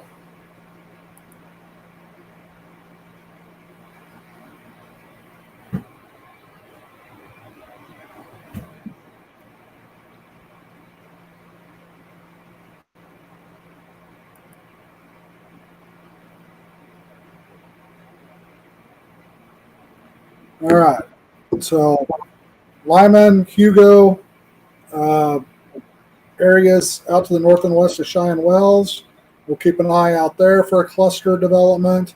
Another cluster we're going to watch here real shortly that pops up for northeastern Kit Carson, southwestern Cheyenne, then Sherman counties in Kansas, and then we'll watch that Imperial, Dundee County stuff to the northwest of Benkelman and see what that decides to do. Some of those that are you listening here in Atwood, you're probably going, oh gosh, it looks like we're going to get in between those. That is a possibility that we'll be talking Imperial, north of Benkelman, Trenton, McCook, southwest of St. Francis, Goodland, Burlington, Sherrod Springs with that south cluster. So that could be our model update that we're going to be waiting for. So that Nick was kind of alluding to that as well. But we do got rain now. All kind of moving into St. Francis. So if you're out there cutting, you look at northwestern Cheyenne County. We're starting to show some sprinkles, lighter precipitation moving in with those areas of storms. The severe cell is still south and east of Vidalia. It has the hail in it, but rain is moving in, at least light stuff that'll shut the machines down here pretty shortly in Cheyenne County. So if you're out there harvesting, cutting wheat in Cheyenne County, get ready to start wrapping it down, same as Dundee County to the north and west of Benkelman.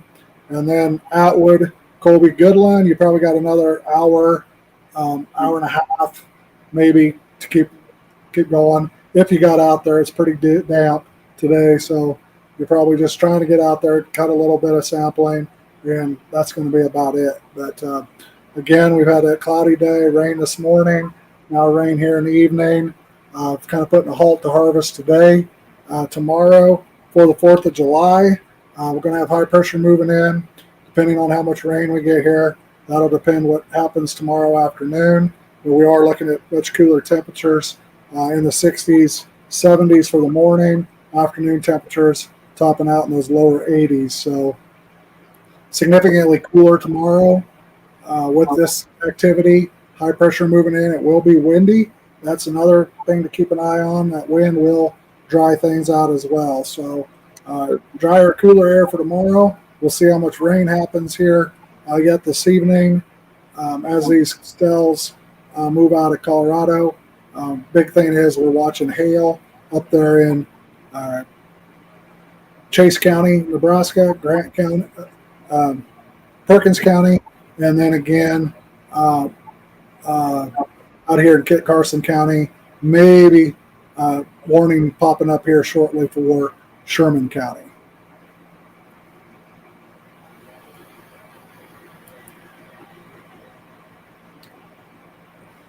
Yeah, it appears that those cells that we're talking about are still, I know like the warning's still going, and it looks like it'll be like the cell that we were talking about is going to go probably north of Goodland, but then the stuff that's southwest will maybe hit Goodland here.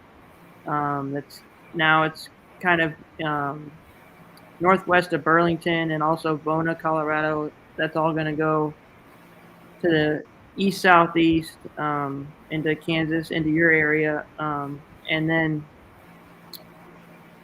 looks like that line we were talking about in Nebraska is still, it still looks like it's going to continue to keep going. I mean, it looks like it's going to strengthen for the next, couple hours, and then, maybe and then maybe, I know like it's probably going to start to weaken maybe a little bit, probably after 9 is what I know. Like the actual miles we're showing, so we'll see. But I think though that the interesting part is that the area that's from pretty much Imperial, south into Kansas, into the St. Francis area, that whole area still, I think, has a more of a chance maybe of, potentially seeing, and really there's going to be a dead zone, obviously, like we were talking about, but I think that this area that's here and maybe not far south, but more, maybe more southeast toward Hayes Center and Trenton, and also McCook. I think there could be, potential, actual storms there. But I know that, I know like the models were showing that I'm like it's starting to kind of split where there's, two distinct areas we've been talking about. So who knows? Maybe we'll be focusing more on, I guess, like this, probably more in Kansas, and then we'll be more concerned with those, cells. But yeah, I think our town that probably got missed. So you got a special weather advisory statement now being issued out ahead of that. So they're dropping it just below severe criteria. That'll be nickel size hail and 55 mile an hour winds. More than likely here we'll pop it up. So 55 mile an hour wind, half-inch hail. Again, harvest, you don't want any hail that's close to harvest. That will include Bonnie Reservoir at 545, Interstate 70 between mile markers 442 and 450, and in Kansas, 0 and 3. So that's actually Canarado, staying to the west of Goodland. Highway 385, 192 to 223. So it is putting a southeastern push on that stuff there. With the special weather advisory that just popped out from the Goodland Weather Service office. With that cell that did have 1-inch hail on it in the Yuma area. We'll keep an eye up here, this Benkelman, St. Francis. There's some outflow boundaries that you're seeing there on radar, particularly if we pop up a satellite. I'm kind of curious what this right here in northwestern Cheyenne County, if that doesn't pop up a storm towards Bird City and McDonald here in the next 20 minutes, 15 minutes. Something to watch. It's enough lift that it could get into that environment where temperatures are in the upper 80s, 65-degree dew point. It doesn't take a lot of lift out here on the plains to pop up a cell.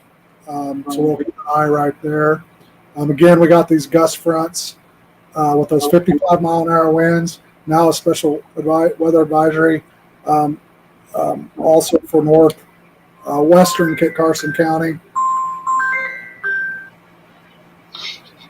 Hey Joe, it's Chris. Hey Chris, what's going on? Well, we're just kind of doing a rundown. Okay, you got time to do a quick radio report? Yes, I can. My computer on the same page as me. Here we go. Here we go. This is 106.1 KYBC. Joe was running back on the phone with that meteorologist Sean to give us a weather app as well as America's Weather Streaming Channel. Chris, continues to be quiet storms in eastern Colorado this evening. Yeah, Joe, we're watching those two areas of thunderstorms that are coming, one out of western Nebraska, southwest Nebraska, and also out there in eastern Colorado. It's kind of split into two areas of severe weather here as we round the 6:45 Central Time, 5:45 Mountain, and we do got a severe thunderstorm warning that will expire. It looks like it's extenuated into a special weather statement that includes southeastern Yuma County, northeastern Kit Carson County, and western Sherman County that does have 55 mile an hour wind and $half size hail heading towards those areas between Burlington, that Bonnie Reservoir area, and Canarado here for the next 35, 40 minutes. So that's the one area. We got, again, you don't want any hail, 55 mile an hour wind with that core out there that would be in that Bonnie Reservoir area and to the north of Canarado for the next 30 minutes. The other thunderstorm warning now includes Imperial and Chase County, Perkins County and Grant, or actually it's southern Perkins County and all of north and eastern Chase County, which does include Imperial up until 7:15. That one does have larger hail potential up there. They call it line size or 2-inch diameter type hail, and that's moving to the southeast here sinking in towards that area north of Imperial, along the Frenchman, heading towards Hayes Center eventually here later this evening. We're also watching a new thunderstorm or some outflow boundaries that are in the Dundee County. They're not severe, but we are getting lightning strikes on those and have the potential as it moves further into Dundee County, kind of merges with that stuff up to the north in Imperial, maybe reforming some severe thunderstorms in that north and east of Benkelman, Trenton, McCook, Hayes Center with a cluster, and kind of leaning towards maybe Benkelman, St. Francis, unless something pops up here in the next 20 minutes west of Atwood, could be that scattered area where we kind of miss the severe weather and just get some more general light rainfall. Chris, the activity that's on radar now, does it seem like it's strengthening, or is it starting to weaken at all? What are you kind of seeing there? It is strengthening. It's starting to get into that area with higher dew points and where the sun came out. So the individual isolated cells, the one north of Imperial and the one north of Burlington now, are kind of borderline severe, strengthening. There is indication that the watches have been extended to our east to include Hill City, Norton counties, up until midnight on that stuff coming out of Nebraska. We just seen now a tornado warning pop up to the east of North Platte. So that Nebraska stuff will be strengthening or continuing at this levels now of severe. The Kansas stuff, as it moves across the line, that's what we got to watch to see if it becomes. Right now, the warnings are all out in Colorado. We still have a watch until 10 p.m., but we got to wait and see. Setting sun, outflow boundaries, could it be borderline or more scattered or holding together? I do think this cluster to the north and west of Goodland will hold together. Looks like it'll clip Goodland, north of Sharon Springs, maybe even Colby. We'll keep an eye on that. But right now it's borderline severe. Could re-strengthen and become severe. It's so close. I wouldn't call this much difference between a $50 size hail, 1 inch hail, 55 mile an hour winds, 65. So Sherman County, Brewster, Colby, Sharon Springs, we'll keep an eye on that cluster. Imperial, Hayes Center, Trenton, McCook on the Nebraska stuff. Atwood, McDonald, St. Francis. We'll see what happens. We could be in between them. Chris, people would like to follow along on your radar. How can they join you? Radar live coverage now is on American Weather Streaming Kansas Facebook page, American Weather Streaming Nebraska Facebook page, and also YouTube, myweathernow.com. Again, there's no cost for that. Get up there, follow that. If you want to stay and follow with our paid service, we will eventually be having a live TV or a live weather streaming channel, not television, but it'll be streaming and able to be 24/7 on Atwood cable systems and eventually our website and our cell phones.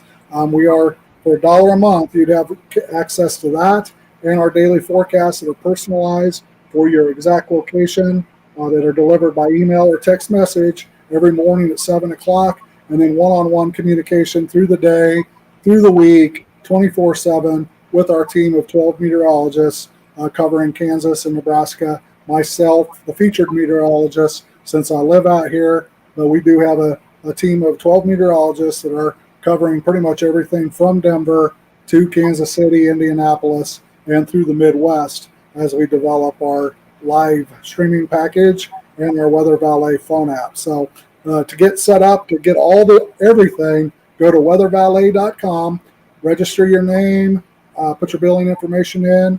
If you hear me talking about it, you can ask me for a 1 month free credit. If you pay for a year in advance, we can give you a month free on that. And that would be $30 or $1 a day, basically for a family or individual. And for a business with a 4 users accounts, we could see that more for about $25 a day per user. So it's reasonably priced, and we're going to offer something that no phone app's going to offer. This is live weather, live meteorologists, real-time forecast being updated, real-time for your exact location and what you're doing at your home, farm, ranch, or out here on the plains or the tri-state area.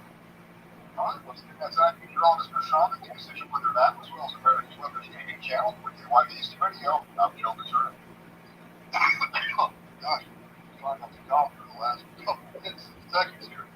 Okay, we got her. All right, Joe. Thank you. Thank you, sir.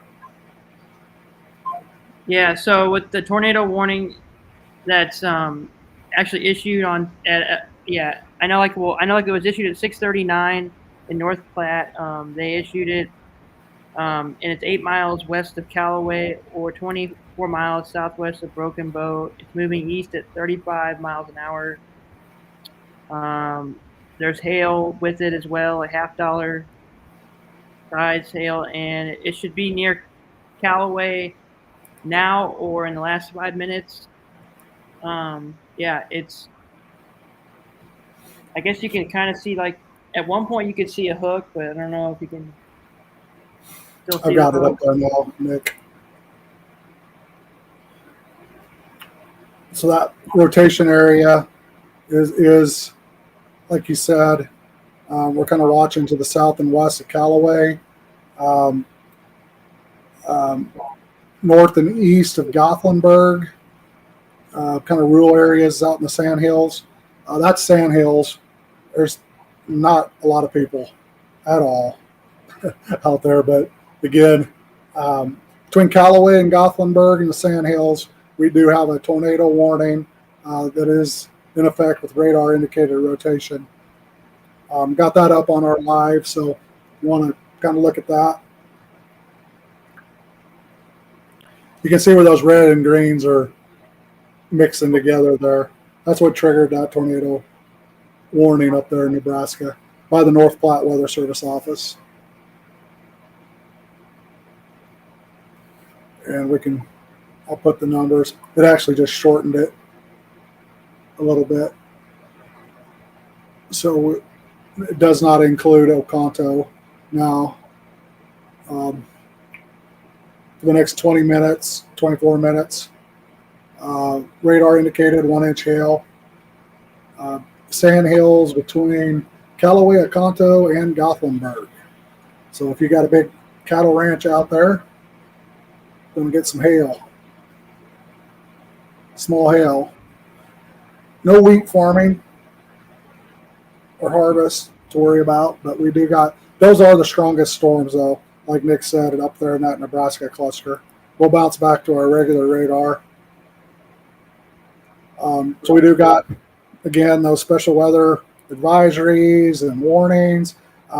This activity tonight bounces real borderline, 55 mile an hour wind, half-inch size hail to 1-inch ping pong size hail, 60, 70 mile an hour winds. We might as well just, if you're up there in those areas, we've been talking about north and east of a line from Imperial to Trenton, and north and east of a line from Idalia, Bonnie Reservoir, Goodland, Colby. May miss out if you're south and east of them in Kansas, north and east of Nebraska. Definitely looks like there's potential for severe weather here the next, at least till 10 o'clock this evening. Yeah, I think it's kind of funny because it looks like a bow on the radar and it's going near, like Broken Bow, Nebraska. But, I mean, I think, I know, like, as you were talking, like to the radio guy about the cells that are more further south and west, moving towards Kansas. This cell that we're talking about that we've been looking at, it's finally into Kansas. Actually, part of it's in Kansas finally, and it looks like, Goodland will get hit. That cell doesn't even have a severe thunderstorm warning on it. But that whole line there that was moving through Lyman, Colorado earlier is moving, to the southeast, east. There's still severe thunderstorm warning that is actually southeast of Lyman and southeast of Calhoun, Colorado. So, possible hail still, but it'll be interesting to see. I guess the cell that is moving into Kansas, it doesn't look I mean, it still looks impressive, but it doesn't look, I guess, as impressive as it once did. We'll see if it, maybe wants to re-strengthen, as we were saying, because those areas in Kansas, they, did have more sun, like this evening and afternoon. So it could, go through a cycle of re-strengthening here. We'll see. Because I feel like the cells that are in Nebraska have strengthened a lot in the last hour to hour and a half, and those cells, were moving into an atmosphere that wasn't as sunny and unstable, and they still were able to strengthen. So we'll see kind of what happens here. They're closer to the core or the upper level low center too. Yeah, like the low level jet is playing a role in that for sure. I think it's interesting, though, I know it's supposed to weaken more as it moves south and east in Nebraska, but it'll be interesting to see. It's going to be hard to know where exactly it decides, and also when it decides to weaken in Nebraska, because as of now, it seems like these cells, I mean, they're not moving that fast. So that is going to mean that, wherever they hit, there's going to be a lot of rain, and there's going to be some flash flooding, potentially as well, in small, rivers and tributaries, or not rivers, but small streams and, actual tributaries. So what I've done, Nick, I've been bouncing that Nebraska stuff where Goodland is out of the North Platte radar and Goodland radar is out of the North Platte. So that's where we got the storms now, is Goodland and North Platte. So I've been bouncing back and forth, on those as you've been talking. And right now I've got it.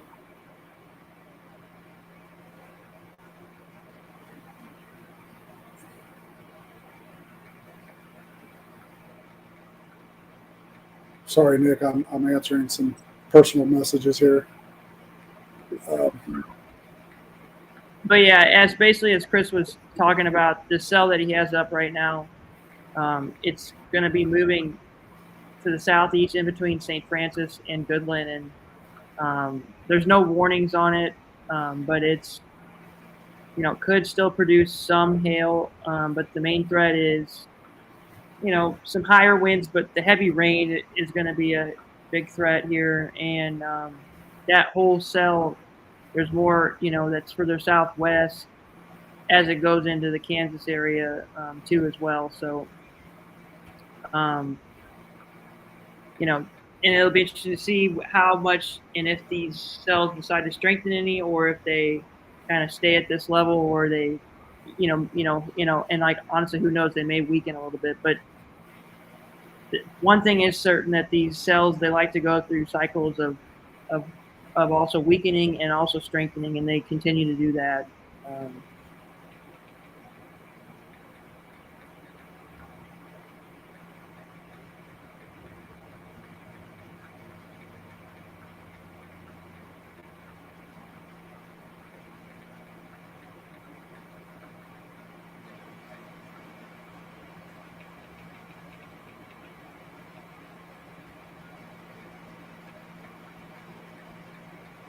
And right now we're looking at the northeast side of a line that stretches all the way now down southwest of Lyman. So it's actually turned into a line.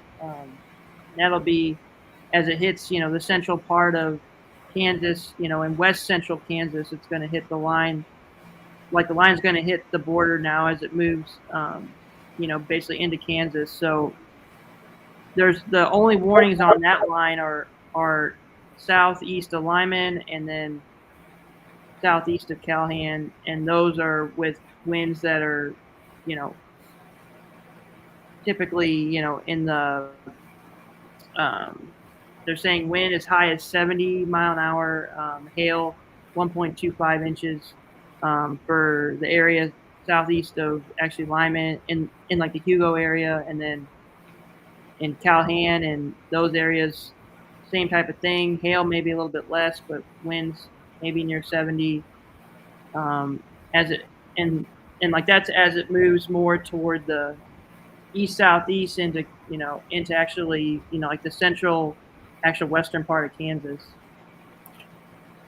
So, Nick, as you were talking, the Weather Service now has put Goodland, Burlington in a special weather advisory. So it's pretty much all of the northern part of Kit Carson County and Goodland, which is that 55-mile-an-hour wind, half-dollar size hail. That is severe enough. It's not severe warning criteria, but it is enough to cause damage to wheat crop. If you get in that hail core of that half-dollar size hail, it's very small and isolated. But again, this is in place until 7:30. That area that now does include the entire western half of Sherman County, southeastern Cheyenne, and north half and northeastern Kit Carson County. So that line looks like it is going to hit Goodland and have those 55-mile-an-hour winds and potential for the very small hail. Again, wheat, it'll be very isolated, but there could be some hail damage in that Bonnie Reservoir now crossing into north of Canarado, western parts of Sherman County. We'll keep an eye on it. Like Nick said, it is trending weaker, but it's getting into a more, we got a combination of a more heating of the day, but the sun is setting. Upper dynamics is to our north in Nebraska. We'll see if this might just fall apart and have a north track and a southeastern one, and northern. If you're along Highway 36 in Cheyenne, Rollins, and between Highway 34 and Dundee, Hitchcock County, maybe we see this stuff skirt around us, which is our immediate Northwest Kansas Tri-State KYVZ listening area.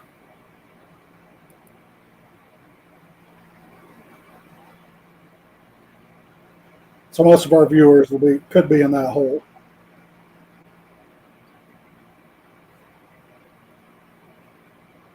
I can tell you it's very humid. I'm going to zoom back out, look at that stuff up in Nebraska. Go back to the North Platte radar now that we've got that special weather advisory updated.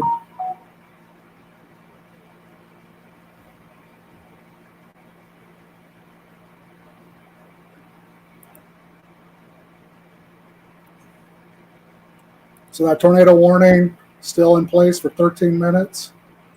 Those rural sandhill areas between Callaway and Gothenburg. And then the Bow Echo line, or the line of heavy rain, marginal severe, 1-inch hail. Same type of thing. Got advisories out there from the North Platte office and warnings now in the Stockville, Ellenwood, Imperial areas, or north of Imperial, still in place.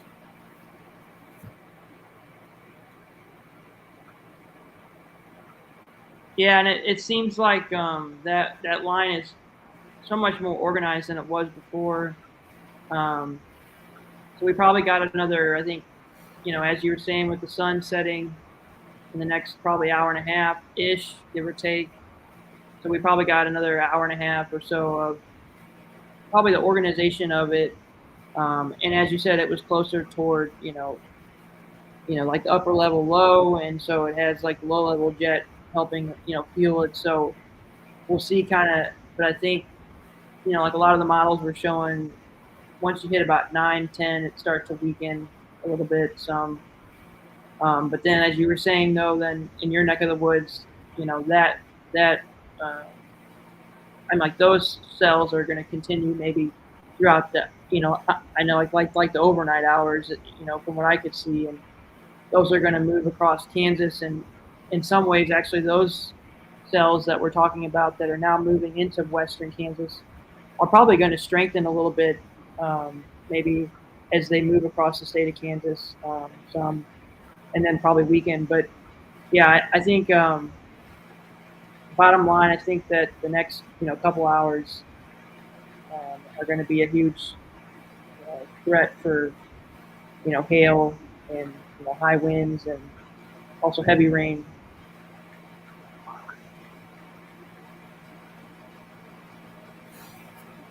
Okay. I'm going to bounce back out to Kansas. See what, since that's, I see another warning. Flip the radar back. I probably should put both radars up. Then I wouldn't have to be bouncing back and forth. But I'll get better at using this stuff. I do got some new equipment ordered, Nice. which will help with this streaming stuff. Or it's being ordered, which would include one of those stream decks where I can use one hand and then I can program some of this stuff in here. Yeah, but it appears that line that is in basically in like the eastern, actual central Colorado as it's moving toward actually western Kansas. It has organized a lot in the last hour. Because remember, these were all individual cells at one point, so now it kind of makes it more obvious that these cities in western Kansas, they're going to get hit as it's pretty organized. Yeah, I think the question is, since our core area is Colby, Atwood, Trenton, Highway 25, what is the north extent of that, north of Trenton? And what is the south extent of that, south of Atwood? Does Colby, looks like Colby's probably in it. Oakley. You still got that stuff north of Benkelman, little something trying to form around St. Francis. Probably not severe, but enough, a little bit of rain in there. At least some scattered showers. Yeah, it seems like to me that the movement, like on like the northern flank of that line is definitely more southeast, but it seems like it's kind of starting to, in some cases, like as the miles were showing, this is supposed to move now more kind of west to east. Obviously still a little bit south, but it's supposed to move like that line that we're talking about. Like in like the Hugo, and then east into Burlington and also Goodland. It's going to continue to move to the southeast, but I think it is going to form more of a west to east track eventually too. I'm taking a sneak peek here. We got some model updates. You'll be surprised, I think. So it's 7. It's off a little bit. It's got, I'll pop that up for you.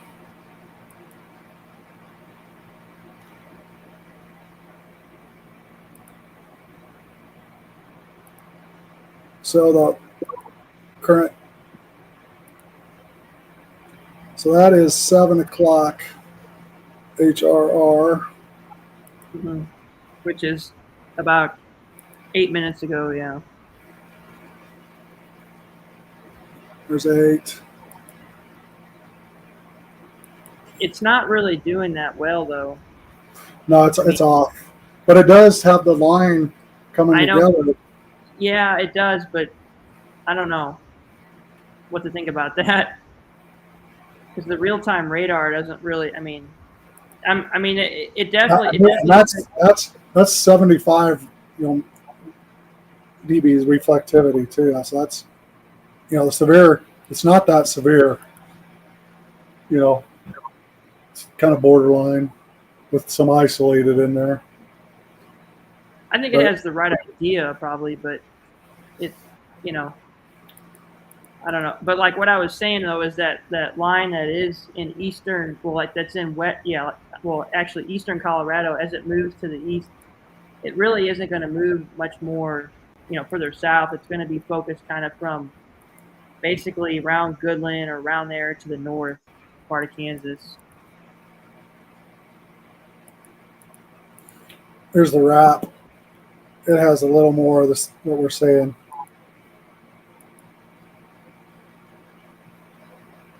The wrap doesn't, yeah, I mean, it doesn't think it's going to merge. I don't know. That's a lot different. Yeah. And then, we saw the GFS. We already saw that. Let's go to the ensemble.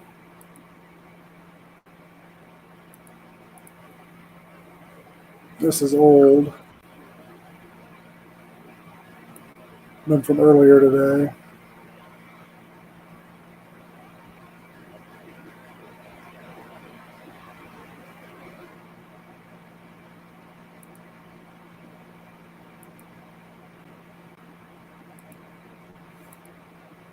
It always keeps it north. Yeah, I don't even think it's worth looking at it. Yeah. It's too old.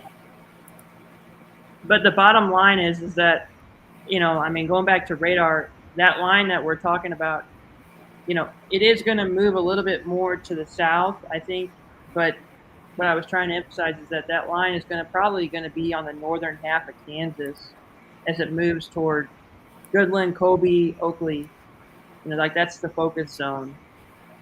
And I know, like that's like kind of like where I think the line's going to focus its attention eventually. I think it's going to move like more to the east. And who knows? Maybe it does form with, I'm like the energy in Nebraska, but that is down the line probably in a couple hours. Yeah. Just, for those hyper local, which would be my brother, my nephew, out if they're out trying to cut, Lee, some of our Weather Ballet subscribers, north of up here in the St. John's area, north of McDonald, Birch City. This is our core audience for the radio station. Got thunderstorms and lightning now in the Wheeler area, St. Francis, heading towards Birch City, and it is strengthening. So I wouldn't be surprised this outflow boundary right here doesn't form another. I mean, it may not be severe, but we'll be keeping an eye on it. We at least got lightning strikes and some downpour line of rain that we'll keep an eye on for Bird City, McDonald, if you're out here trying to do any field work. And it seems like that line is really starting to dive toward Goodland. So it is still moving southeast some, so for sure. But the hail area, or the quarter $half size hail, is right on the Cheyenne-Sherman line on 27. So again, hyper local viewers, that's kind of what we're watching on. There is maybe some potential to Bonnie Reservoir, or not Bonnie Reservoir, but north and the Grape Farm, north and west of Burlington. The vineyards, we'll keep an eye. Maybe just missing that area with some hail, but again, those type of businesses do not want hail.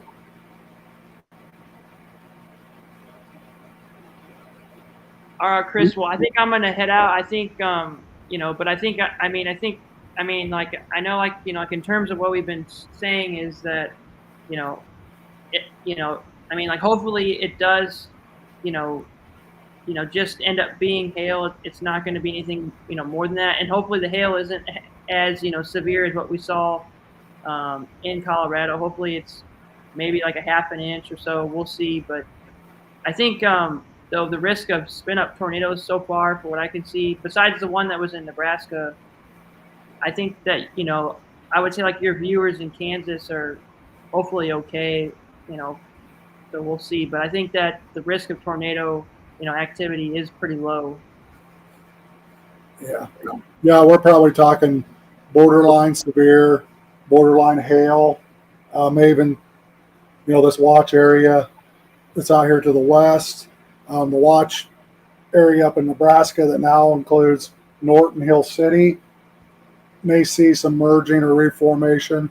That's probably what I'll just stay on and watch here for another hour or so, is to see if any of that does pop up. So, All right. Well, happy 4th of July, Chris, and also to all the people, actually listening. And yeah, and everyone stay safe, yeah, thank you for your time. It helps to have multiple people to find stuff to talk about. Yeah, for sure. All right. So, Well, thanks, Chris, and all right. I'll talk to you guys later. Thank you. Okay. Bye. See you. Bye, Nick.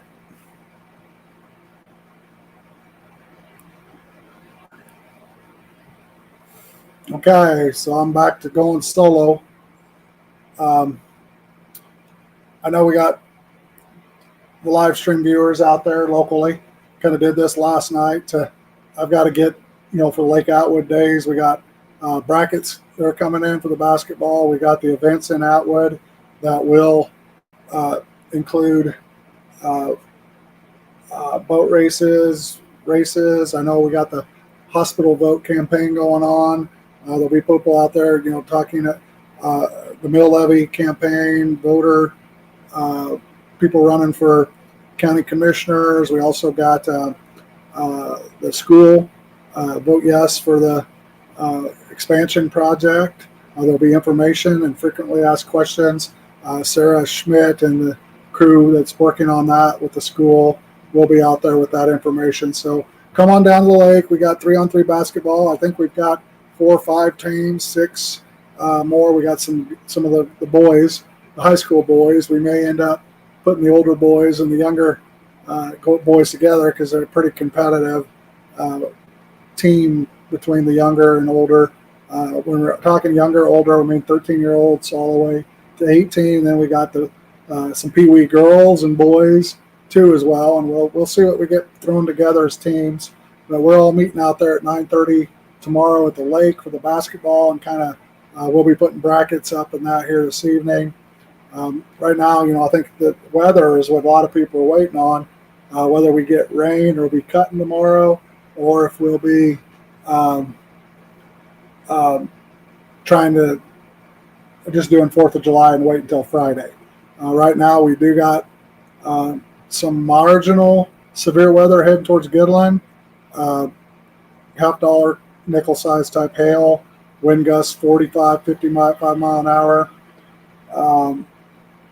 and all of the areas in Kit Carson County. And then we're going to watch this stuff now as it forms to the north of Goodland. We'll probably see a special weather advisory maybe coming up on that southwestern, extending into northeastern Sherman or eastern Sherman, southeastern Cheyenne, southwestern Rollins County, and Thomas County as this line now develops as it's heading towards Highway 25.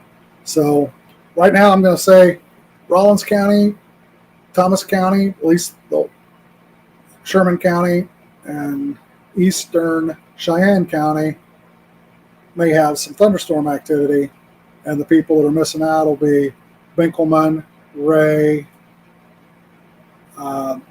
areas out there between Ray and Idalia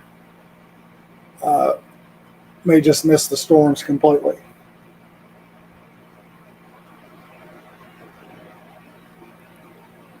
We'll watch. We got conflicting computer models. The newest one is trending that this Nebraska stuff will meet this Kansas stuff somewhere between Atwood, Oberlin, and Norton. So that's what we're going to be watching here from 7:30 to 8. I'm going to take a quick water break, shut my mic off, shut the video off, leave the radar up, and then be back here at 7:30. So check back at 7:30. I'll be picking up these storms. Special weather statement will probably, and Joe will be calling with the radio station. So quick water break, and I'll be back.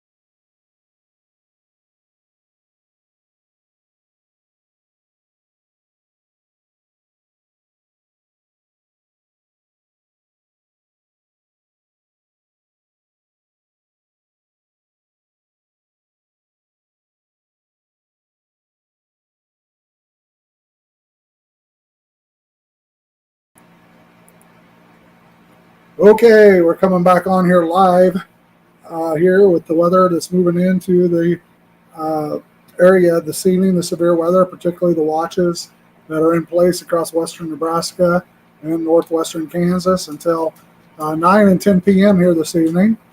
We will, our two areas of focus are on this activity up in Nebraska and the stuff out here in Kansas. Right now, the Weather Service has dropped all warnings to these special weather advisories. So we're looking at nickel size hail, $half size hail, wind gusts to 45, 55 miles per hour.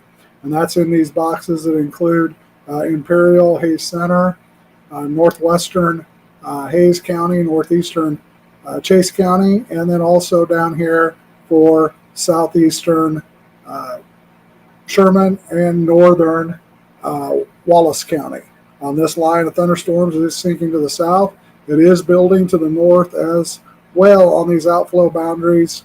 Now we just got a special weather advisory statement for eastern or southeastern Cheyenne and western Rawlins County, which is including Bird City and McDonald. So Bird City, McDonald, Goodland, Brewster,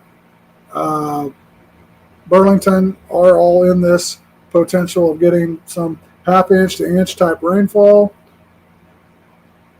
Quarter inch more scattered up there in Rawlins County, Cheyenne County to the north, and the potential for some small hail and wind gusts to 55 miles per hour. So again, this close to harvest, we don't want any hail or any severe weather. But again, these cores are very isolated, maybe 3 or 4 or 5 miles at the most, but something that we're going to keep an eye on here as this stuff moves through for the next half hour or so. Again, this is mostly being done for the live channel that's coming to Northwest Kansas. If you're a Weather Valet customer, again, you'll see the, I'll kind of pop up what we're talking about as we go along here. But again, this is what we're waiting for. We got the events coming on with the 4th of July activities here in Atwood. We've got the basketball and the elections and some food vendors. And you know what, down at the lake, eventually the talent show, fireworks, train rides, and games. I'm particularly kind of pushing the 3-on-3 basketball. We're trying to get a few teams together and maybe a little bit of a small team, smaller kids and older kids. And if we have any out-of-town people, come on over to that. Atwood always puts on a great show. So I'm going to pop up the Weather Valet information here. We are doing this live coverage. I'm meteorologist Chris Schromick. We're featuring myself as a local meteorologist. We'll do the live coverage, our hyperlocal forecast. We will be having a live weather channel starting August 1st, which will be for all in Northwest Kansas or the tri-state area, which will be debuting on Atwood cable systems and on our website, on our cell phone, and eventually our Weather Valet app. And for our subscribing customers, they will be, you can subscribe through weathervalet.com. You can set up an individual or a personal account for $1 a day. You'll get these hyperlocal forecasts first thing every morning, access to ask us questions throughout the day. It's a team of 12 meteorologists, including myself locally, that covers all the morning shift and the late afternoon shift. And then we have backup for severe weather in between. We did live coverage here tonight to give a little bit of a taste of what it's like to have somebody on here. We've been doing it longer, but the severe weather was kind of limited tonight to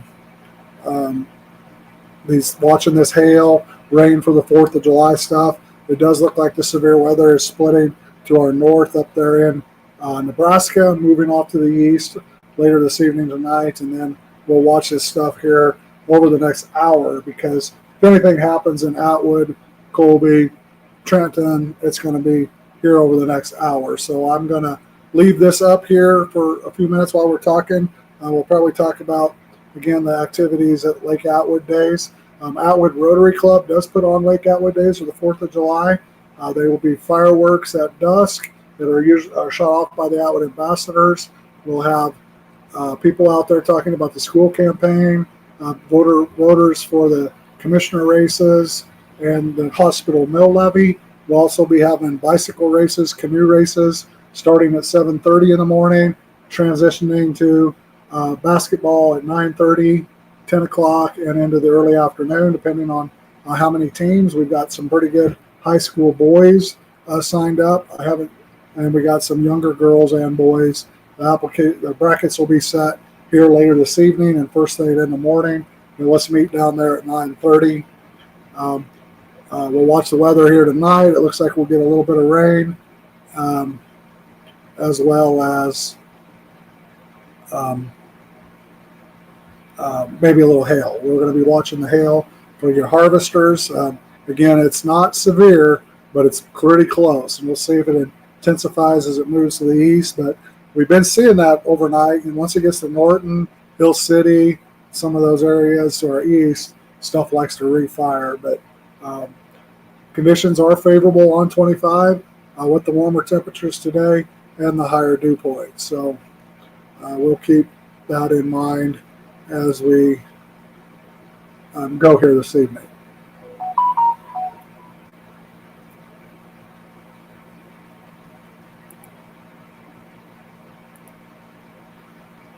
Taking a look at our weather radar data.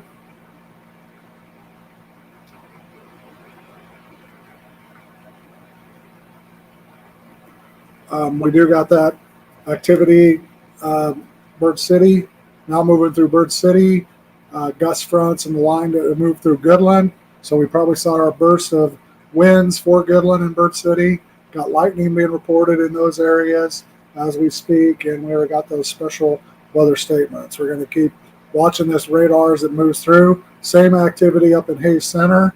We'll see if that connects and hits Trenton or whether it merges into Cook, but all bets are right now that it looks like we'll be scattered between Bird City and Cook. Atwood may get clipped. Colby probably will get clipped. Right now it doesn't look like it'll be severe, but just below severe criteria, maybe with a quarter to half dollar size hail in some very, very localized area, and wind gusts up there 55 miles per hour on that gust front. You can see that gust front now moving through out ahead of it, or on the bow, basically the bow line or bow echo, whatever you want to call it on the radar. I usually call them gust fronts, but same thing, a bow echo on the radar. Those winds out of front are the gusts, and it's causing the uplift to keep the storms moving along. Right now, like I said, it's just below severe levels. You see the stuff out in Colorado still has warnings on it. Out there to the west of Kit Carson and Cheyenne counties, higher elevation is doing that with the hail size. Looking at that stuff up around Hayes Center, it did have a pretty good hail core on it, on that Frenchman between Imperial, or not the Frenchman, but the highway between Imperial and Hayes Center. Now it's kind of weakened. We are at the end of that radar, but again, the stuff in our radar listening area in Nebraska has weakened below severe levels. If we zoom this radar back out, we'll be looking at basically just warnings up there in Nebraska as well. So we need to watch this line as it moves through Kearney, Grand Island in there, whether it'll get severe. I can show you where our current watch boxes are. If we bounce back to our other screen here.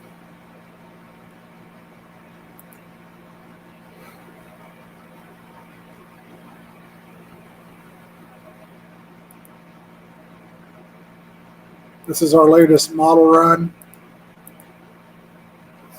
Latest models are showing, we kind of ran down this with Nick, but these are updated now. This line looks like it's a further south than what the model is showing here, but it is showing that line of rain kind of merging and going through at least Decatur County. May not happen over Rollins County like it's showing, but we won't have an update of this until 15 more minutes. So This is 45 minutes old and does look like it's a little farther and more scattered to the south. Our watch box, here are our current watches. They still have all the area here until 10 p.m. And then it has been extended to the east, both in Nebraska and Kansas, at least to include Hill City and those areas. We'll be updating Joe here on KYVZ. So Joe's calling in. We'll get our radars back up in here and talk along with the radars. Joe, how you doing, Joe? Chris, doing real well. Kind of a stormy across the region. Yeah, we do. We've got it hasn't quite been to the severe level to issue warnings, but we are at that advisory level, and now we're just kind of dropping below it as this storm lines move through here this evening. So I can give you kind of an update of what we got going. Well, I know we've got kind of a strong thunderstorm on the Cheyenne-Rollins County border, kind of moving to the east, but for the most part, all the real hard stuff, the heavy stuff, the nasty stuff that you'd like to see the farmers avoid this time of year is not in the immediate local area. Yeah, what we've had here tonight is we've had this line of storms develop around that 4 o'clock, and it extended from the west of Lyman out on the Palmer Divide to Valentine. We also then saw some activity where there's a flood warning now up there in Sedgwick and Jules, Phillips and Sedgwick County in Colorado. Though that area from 4 o'clock until just an hour ago had some heavy rain. So anywhere from 1.5 inches to 2.5 inches of rain fell in those cells that are now in the Hayes Center area, Curtis, Stockville, Cozad, and Lexington. Again, below warning criteria, but we do got a special weather statement, which means quarter to half dollar size hail and wind gusts to 50 miles an hour in the Hayes Center area, and also the one you talked about in southeastern Cheyenne County, northeastern border of Sherman County, and western Rollins County. So we got thunderstorms moving through the McDonald area, the Dairy and Bird City, and that's all kind of moving east-southeast and trying to build at least showers or light scattered showers and thunderstorms back towards Trenton. It does look like Binkelman, Ray, people out to the west will get missed entirely. The gust front did go through Goodland here in the last 15 to 10 minutes with that 55 mile an hour wind, but that special weather advisory has been dropped to nothing at this point. So that means below 40 mile an hour and very, very small hail, if any at all, now in the Sherman County. So that's good news. So we're keeping an eye out there in western Rollins County to see if that strengthens or weakens as it moves through Atwood. We do look like here in about 30 minutes we'll have at least a line of rain showers and maybe some rumbles of thunder as this stuff probably skips past us and then redevelops to the east in Decatur County, Norton, Phillipsburg, Smith Center, where that stuff from Nebraska will come in and kind of merge with this stuff coming out of Colorado and western Kansas. Hey, Chris, I know you're streaming online tonight. Folks would like to watch on radar. How can they follow along? We got live radar, my commentary up there, at least for, like I said, we'll watch this move through at least Highway 25 for the next hour or so, and probably leave the radar up until everything moves clear past us. But we are streaming live, doing the commentary, at least for the 4th of July events and what we got going on. We do have Lake Atwood days here in Atwood. We got 3-on-3 basketball, canoe races, bike races in the morning.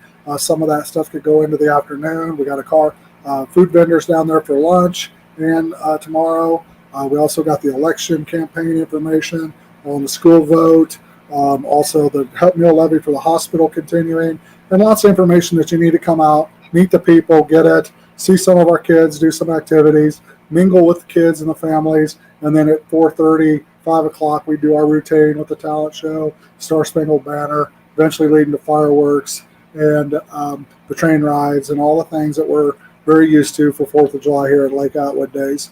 Again, I'm part of that. What we're doing with this weather streaming is localized and hyper local weather just for Northwest Kansas. Our Weather Valet phone app is where we communicate with you. You get the morning text messages and or emails. You can choose between the two. first thing every morning for your plans, whatever you're doing, and then you can communicate back and forth with myself and a team of meteorologists 24/7 to ask any question that you need, and we'll get back to you ASAP. Also, we'll be putting the live weather channel up that'll be running 24/7 with radars and weather information, our live product when we go on. That'll first be available on Atwood cable systems. So if you're a subscriber, you're set to go. But if you are not an Atwood cable subscriber or outside of the Atwood area, you'll have to go to our Weather Valet phone app. Then we'll have access to our website where that'll be live streaming and eventually turn into a phone app. So if you get signed up and registered now, go to weathervalet.com to become a subscriber. To be a follower of our live weather on Facebook, go to America Weather Streaming Channel Facebook Kansas page. Also, you can do YouTube, myweathernow.com. Get on both of those channels, and you can see our severe weather coverage live. And we'll be doing shorts with weather information from, we'll interview the weather service and local weather people and events and all that. So again, we want to be the only weather channel between Denver and Wichita is our goal here for this summer, or for the end of the summer and heading into the school year. So we're specifically reaching out to schools, athletic departments, EMS, and area farmers, ranchers, and the works to expand our weather coverage to be hyperlocal, personalized, and accessible, with me being the featured meteorologist and the team of 12 younger guys doing the social media and all the communication and making sure we're getting all of our subscribers' questions and forecasts out there and answered for them. So appreciate it, Joe, for letting us do this.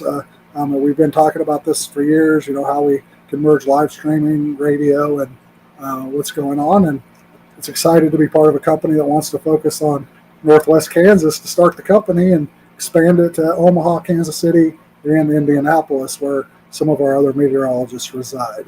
So myweathernow.com and weathervalet.com are the websites.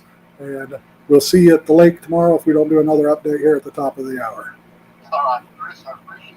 And we'll keep folks updated throughout the evening. Once again, that's thank you for all to shopping and this is your weather now, as well as America's Weather Streaming Channel. You're on KYBC. I'm Joe Missouri. All right, we got her. All right, buddy. Thank you. Thank you, sir.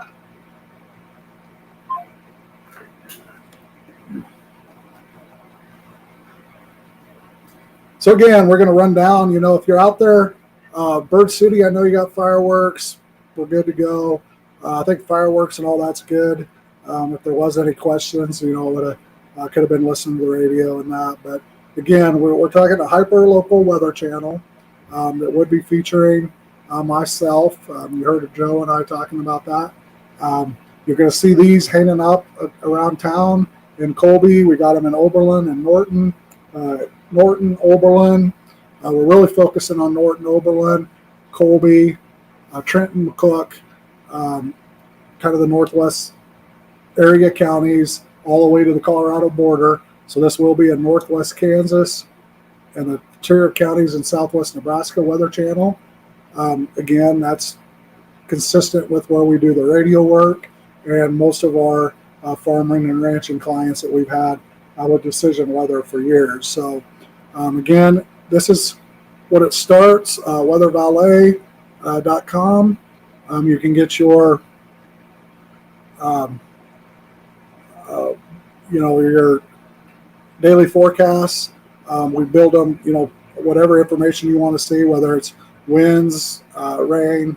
We usually put the drought data, the farming data, at least update that once or twice a week. We'll have farming information on the live weather channel that will be in version and videos. We'll have live cameras and that on the weather channel. That will be on Atwood cable systems and our websites and with password access for our subscribers. So again, that turns into a phone app. As we move forward, it's not your traditional phone app. So think of this as more of your personal weather valet. We give you the weather information you want and need, and not computer model or AI driven, which you hear on local radio and the AI forecasts and the computer generated. National Weather Service will work with us. They don't have time to answer all the calls, and all the people, they're focused on emergency only, relaying it through us and emergency management. We'd like to have our own spotters team. We do have our own meteorologists that do go chase the big tornadoes. But again, here for Northwest Kansas, we're focusing on events, schools, farming, ranching, and the stuff that we have to live with every day, every morning we wake up, and every night when we go to bed. I've done that for 23 years. I'm a trusted voice. Now I'm a trusted face. And again, if you support Weather Valet, 50% of the revenue does come back locally or more. Actually, if we have our own, we're going to have our own salespeople and that out here. So, and then the other 50 goes to the company, which is our benefits package, which does help the meteorologists as well. So again, you got to realize that you're supporting not just Decision Weather, our local radio. Joe and the radio stations are able to expand their coverage areas online and through us and through the live streaming, through the Weather Channel. We're really excited about this, and streaming is where the future is going. And I'm excited to be a lead meteorologist, if not the Northwest Kansas, Colorado, tri-state area lead forecaster, and a team of younger meteorologists that are really excited about where we're all going. And again, that's my plug. I'll end today with this plug, but we'll go back now and see what's going to happen. The next hour or so is what's going to depend what happens in Atwood and Colby, our core audience. Once it moves off to the east, McCook, those areas, Norton and that, we'll put the radars back up and call it good. We'll put get the brackets back out on Facebook, get the 4th of July information out for you. And Mama doesn't like the fireworks. Kids are shooting off now. But we'll get that up, posted for you. We'll see you tomorrow. Perfect day for the 4th of July. Windy to start, but that's when we have the boat races and the canoe and the fun stuff with the kids. Afternoon, we always do that in the morning, thinking it's going to be hot this time of year. But again, we're going to have 80-degree weather for the 4th of July, and you can't beat that this time of year. Harvest may be delayed with some dampness, wetness. Looks like we're going to miss the hail. Thumbs up to that. Got some great weed out there. Western, Northwest Rawlins County, Beardsley area, Northeastern Cheyenne County. So let's keep whacking away and keep the hail balls away here. But the next hour is going to determine that, and I'm going to put the radar back up and quit talking about business. Okay, here's our radar. As you see, probably got some rumbles of thunder to southwest of Atwood if we're looking out the door. New thunderstorm has developed. I think I just heard it, maybe. Again, we're at 8 o'clock hour. We got these special weather advisories in place for 3 more minutes. We'll see what they do. The one to our south is actually till 8:30. So we'll watch that. The one to the north is 3 minutes. Definitely southwestern Rawlins County, southeastern Cheyenne County, northeastern Sherman County, or eastern Sherman County, heading towards western Thomas County. Thomas County is going to get hit. Whether it goes severe or not, that's what we got to watch. Colby, let's see if we get some hail. Thomas County, we don't want to see it right now. No, I'm not seeing any hail cores in there, what I'm looking at now on this radar. I can put some velocity to verify that. Bills, what we look at for severe weather hail. Might be some right in, if we're going to see any of this small hail, it's going to be this little area in southwestern Rawlins County. John, if you're listening, could be some small hail. That'll be JZ Farm down there, right on the county line. It would be as we speak, but again, that's really small, very isolated. That's probably only a 2 or 3 mile area right there on the Cheyenne-Rawlins County line. Also, maybe watch this yellow. That would be $50, getting close to 1 inch. So we'll see what the Weather Service does with that one. This stuff down here, Thomas County, which I was talking about, Right now, don't worry about it. According to this, there's no hail in it. Right now, the only one we're watching is that one up there. I could just leave this up for a while. Maybe what people want to see, because that's really all we care about. We want the rain, so we can go back and forth on that. But here's our rain reflectivity. That's pretty decent rain, half inch, 3/4 inch type rain. Moving through pretty quick. 30 minutes of rain.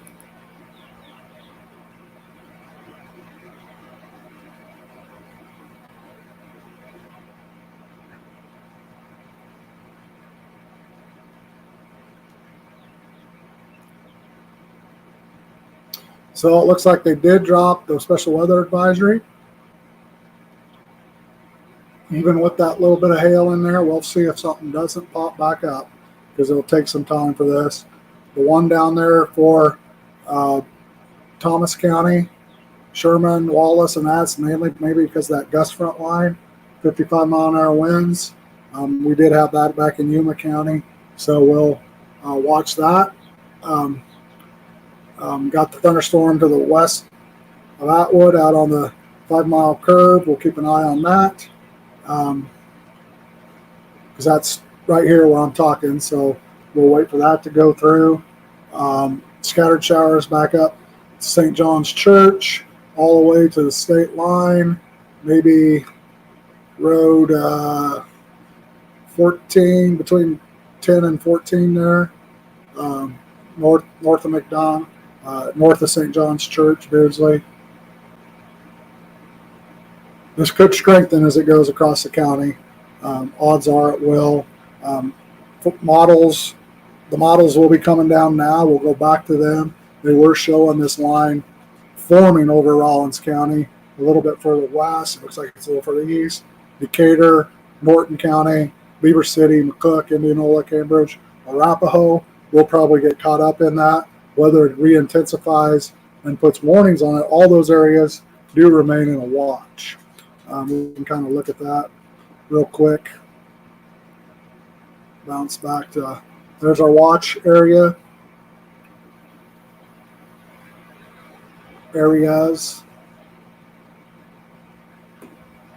So all the watches are still in place, except for the Nebraska one has expired. So Kansas is still in place until 10 p.m. And now we got Nebraska shifting further to the east. That does pick up Norton County and Phillips County. So there's our watch. Our surface data is now showing 80-degree temperatures, dry air punch coming to the Colorado line, still 60-degree dew points, Oberlin, McCook, Colby. So it is potential to enhance there as this punches through. So here's our current temperatures.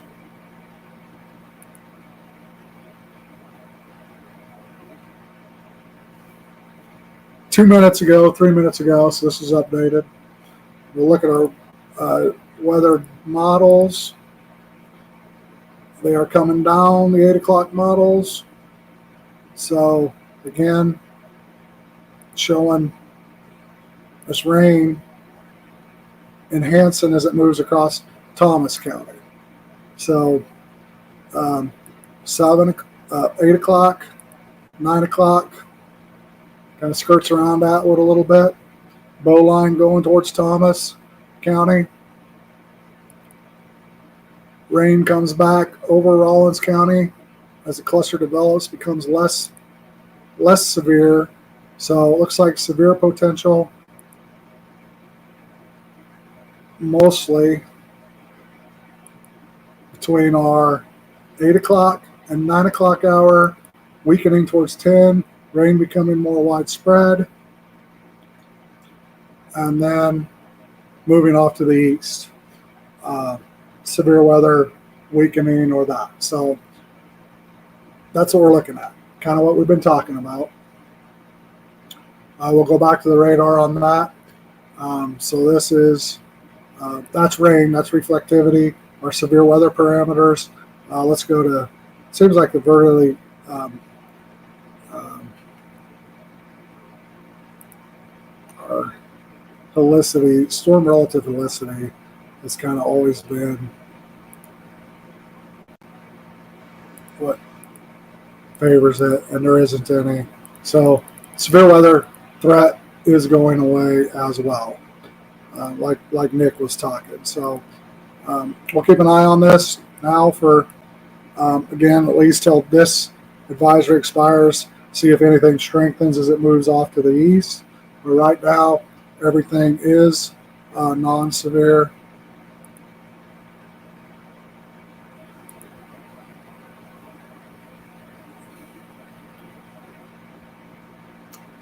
And that radar will be up here. Here we go. So, um, again, watching this as it moves through next 30 minutes.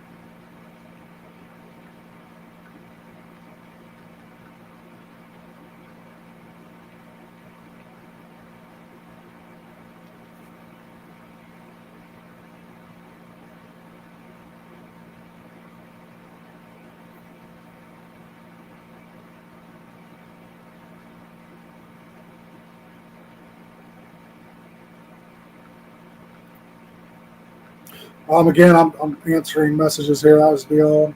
We're trying to find some. Uh,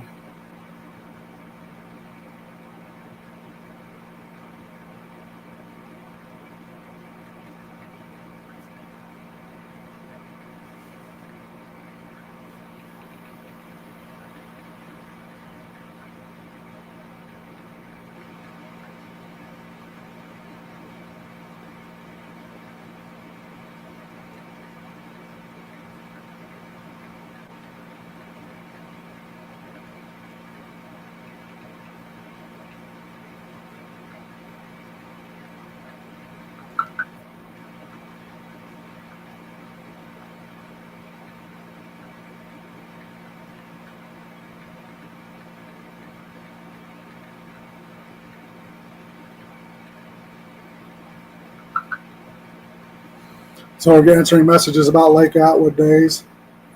Valerie, um,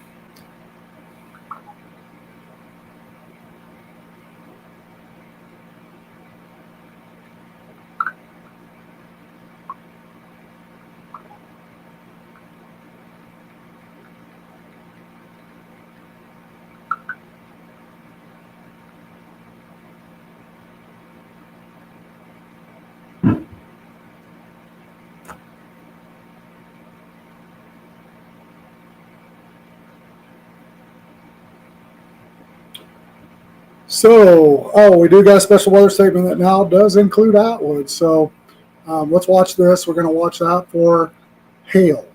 That does have the potential for some small hail. So I'm going to zoom in on hail core data specifically as we move forward now. Thomas County now is in that. Well, that was still in there till bottom of the hour. I imagine Rollins County will be as well. So, or outward. So we got 21 minutes. That will be the bottom of the hour. Again, I'm looking at 55-mile-an-hour wind. Public did report pea-size hail in McDonald. So we got at least pea-size hail. The potential is there for nickel size. Again, this could knock down tree limbs with the wind gusts and minor hail to objects. Again, our object to be concerned about is wheat. We're looking particularly at an area that has great wheat right now, Blakeman, Beardsley, and western parts of Rollins County. Again, if you're looking at this, it's more south of 36 than anything, but does include Atwood till the bottom of the hour. So these are the areas to watch. I'm going to put our integrated liquid radar up. This is what determines hail. These colors down here are small. Once you get to the reds, this is our 1-inch colors. And then when you get to the blue, that's 3/4, 1 inch. You get to the blues, 1 to 2, and you get up here to gray, and that's 2+. So that's our scale up on top. Right now, we do got some yellow. Did have pea-size report in McDonald. You see that area now to the south and west of 36.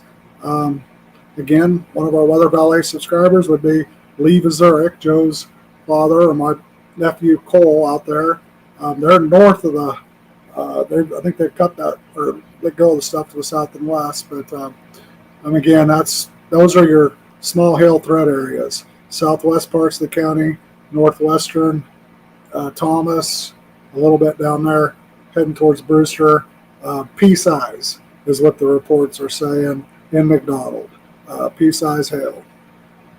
We'll watch. If we go back to the radar, we'll see if that strengthens as it tries to come here through Atwood and works off to the east. Our models are suggesting that these lines are going to form together and get stronger as they head towards Oberlin, just for a brief hour. So it's like till 9 o'clock. So again, a lot of this will probably skirt around us. I'm thinking we go here to the bottom of the hour, see what happens. I'll do one more plug for Weather Valet and the activities for tomorrow, but I really need to getting ready for tomorrow, both locally. So again, our listening area for the live weather channel is going to cover these counties, 9 counties. We're looking at 4 counties on 36, 3 counties on 70, and 3 counties up on, I think that somehow we're going to divide that up to where the most Weather Valet subscribers come in. Obviously, Colby, Atwood, Goodland, St. Francis, Oberlin, Hoxie, Norton are probably the next ones, and then McCook, Trenton. So that's probably what it'll look like. So 4, 2 in Nebraska, 4 across, 3, and then we'll see, because we have with our software we can only do a certain area. So again, we'll be modifying that as our subscribers come in. So subscribers, please get into the Weather Valet setup before August 1 here in the month of July, so we can start prepping, where these locations are, where our forecasts are being directed, obviously working with the radio stations and local cable company, Atwood Cable. So Atwood's covered. Atwood's going to have cable, Weather Valet, Facebook. Actually, the website for the live channel will require a $1 a day subscription. So, okay, McCook's now in a special weather statement. Potential for the hail, small hail. That hail core is stronger. So,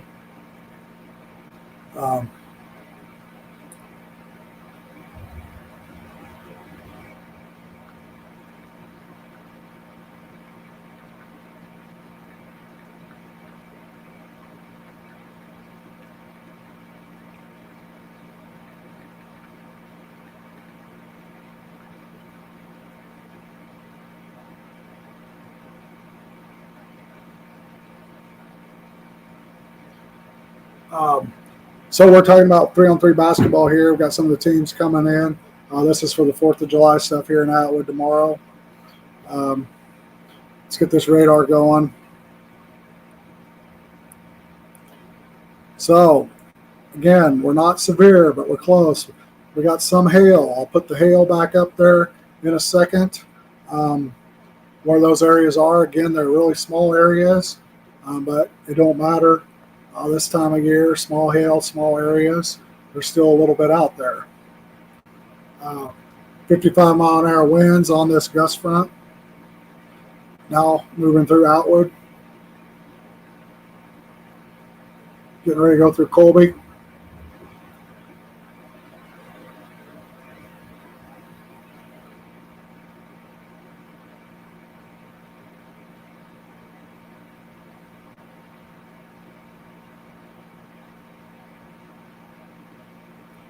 And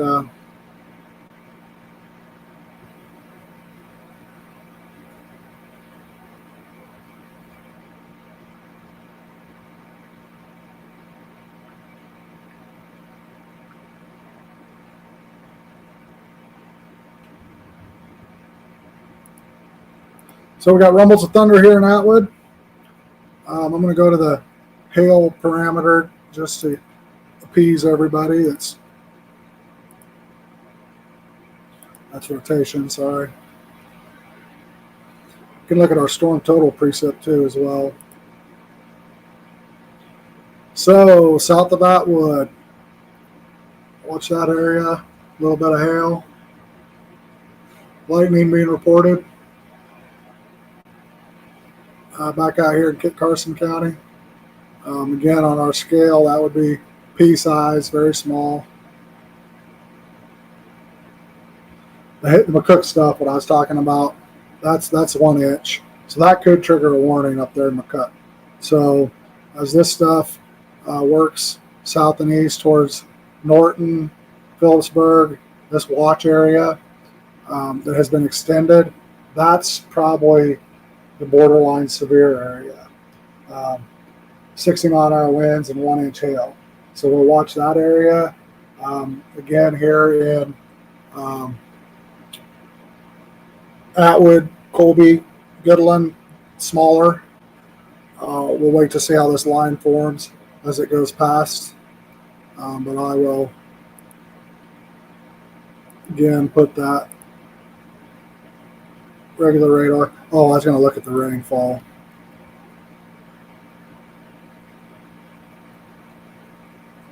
One-hour preset. So our 1 hour preset values are 1/4 to a 1/2 inch type an hour. Maybe this is starting to get a little higher, so 1/4 1/2 inch type precipitation, and this is per hour. So let's see.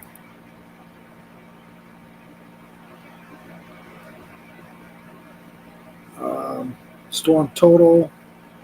Looking back, heavier stuff up here in Nebraska, inch to kind of here in Colorado, and then becomes more scattered, and then picking up to that 1/4 1/2 inch out here. So those are past the radar. What we were looking at prior to the screen was ahead of the radar.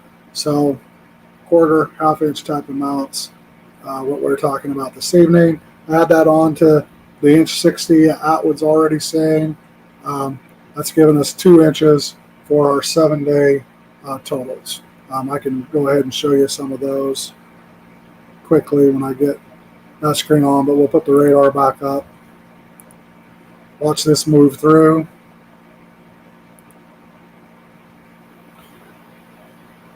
So we got the special weather statements that do include Atwood. This one's probably all going to the bottom of the hour. We can look at some of the rainfall after it moves through.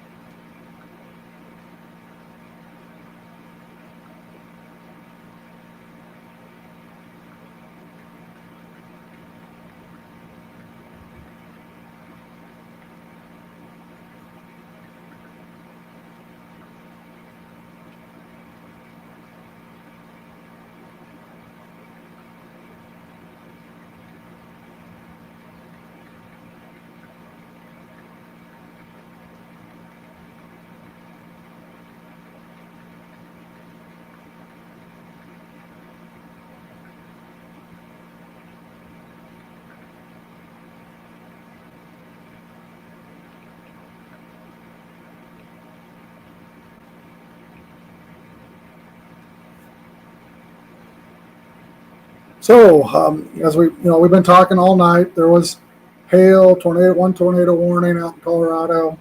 Got this flooding up here, and now it's just Julesburg area north, a couple inches of rain. This line now is kind of merging together as it goes through Atwood.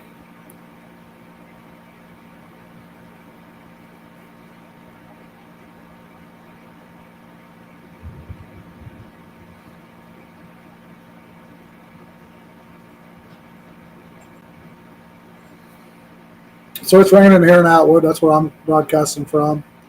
You see where the lightning strikes are. That's why I'm out there north of Ludell. Herndon cell strengthening. North of Ludell strengthening. We'll pop up some hail data here in a few minutes. See where that pea-size hail's at. Did get reports of pea-size hail in McDonald by the public through the Weather Service office. So that will be that's a train spotter that puts that information up. So we do get our weather information live just as soon as the Weather Service issues, our company reissues. Our lightning data is real time, which you're seeing up there. This is live 24/7 weather channels that we're going to have for Northwest Kansas. This is what you could see. We'll set them up a little differently. It might have different keys and scales to them, depending what company. We have access to several different companies for the different products. So again, personalized hyperlocal, going to start right here in Atwood, Kansas, where we've already started. We started taking subscribers early this year, February. Trial runs. We had lots of trial customers trying them for a month, just trying to hone in what info people wanted, and then started working on this live channel with feedback from the radio stations.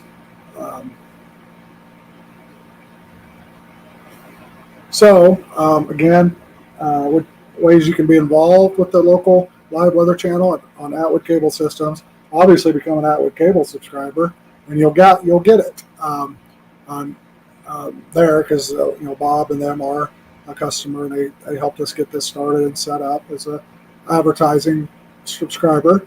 So Atwood businesses, if you want to be on the live radar or maybe cover the radar, we've got. I can send you the pricing information. The radio, going to be working with Joe for some radio combo type stuff. And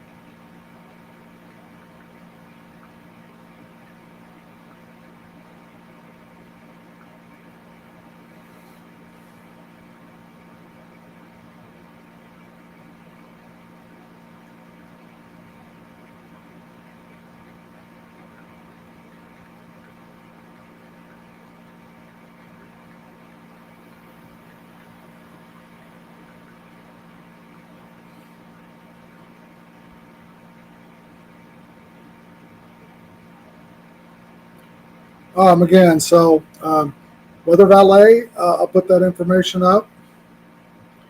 And so we got now the weather, special weather advisory now includes Colby and most of the Thomas County. So that will go in effect until top of the hour, 9 o'clock. So we will leave the radar up. We're bouncing back between hail data, me coming on and off. So that does keep us on here, for another half hour. I just want people to see the hail and the product we're delivering here this evening. We do have I will be answering personal messages and calls, and I'm on duty by myself tonight. We're doing the boat races and bike races and all this stuff with the Rotary tomorrow at the lake. So again, that's going on. So we got this until Thomas County, the top of the hour. Rawlins County, we'll see. Imagine Rawlins County East and Western Decatur will go in the next one, hooking up with the one up in McCook, which too goes to quarter till. So again, these are not severe. They're not sending your weather radio off and that, but for what we're dealing with harvest and all that, 55-mile-an-hour wind and any small hail is a problem. So I'm going to put the, what we use as meteorologists to talk about hail for you guys, and then kind of show you where those areas could be. Then I'll bounce onto some model data to see how much rain we're getting. So these yellow areas are pea-sized, maybe nickel-sized hail. That's what these special weather statements are saying. Look at them; they're very isolated and small. They're all south of Atwood, along Highway 25, and western Thomas County right now. Again, those are fields, 2 fields, 60, maybe 100-acre type stuff.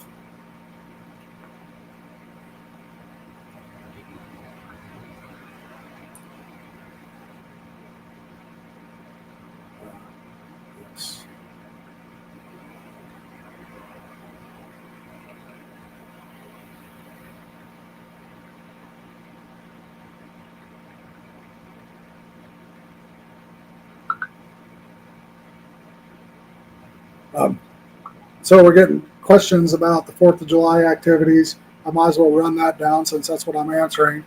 It's 7:30 a.m. County Challenge race, running, I think it's a 5K or 2K, and boat races. Bike races will start at 6:30, or no, 4:30 in the PM. 3-on-3 basketball, 9:30. Games going through the morning into the afternoon as needed. 4:30 starts the bike ride and the regular activities. 5:30 barrels and the food vendors, live music, patriotic tribute, and talent show. Fireworks at dark, courtesy of Second Century and Atwood Ambassadors, and this is put on by the Atwood Rotary Club. So that is the 4th of July rundown for tomorrow. 7:30 County Challenge race, boat races. I think there's some bike races. Or no, the bike races are in the afternoon. So bike races, barrel train, 3-on-3 basketballs in the morning. Getting started, and we'll have the brackets out here yet this evening. Right now, I know it's high schoolers and middle school and little kids. We'll see how many teams we got. Looking at this stuff up in Nebraska, that's probably going to get a severe thunderstorm warning on it. That hail's gotten much more sizable up there in McCook, heading towards Cambridge and Indianola. Was expecting that with the watches building up there to the north. And we'll go from there. I'm going to leave the radar up here quickly, take a quick break. I got to get another drink, and we'll come on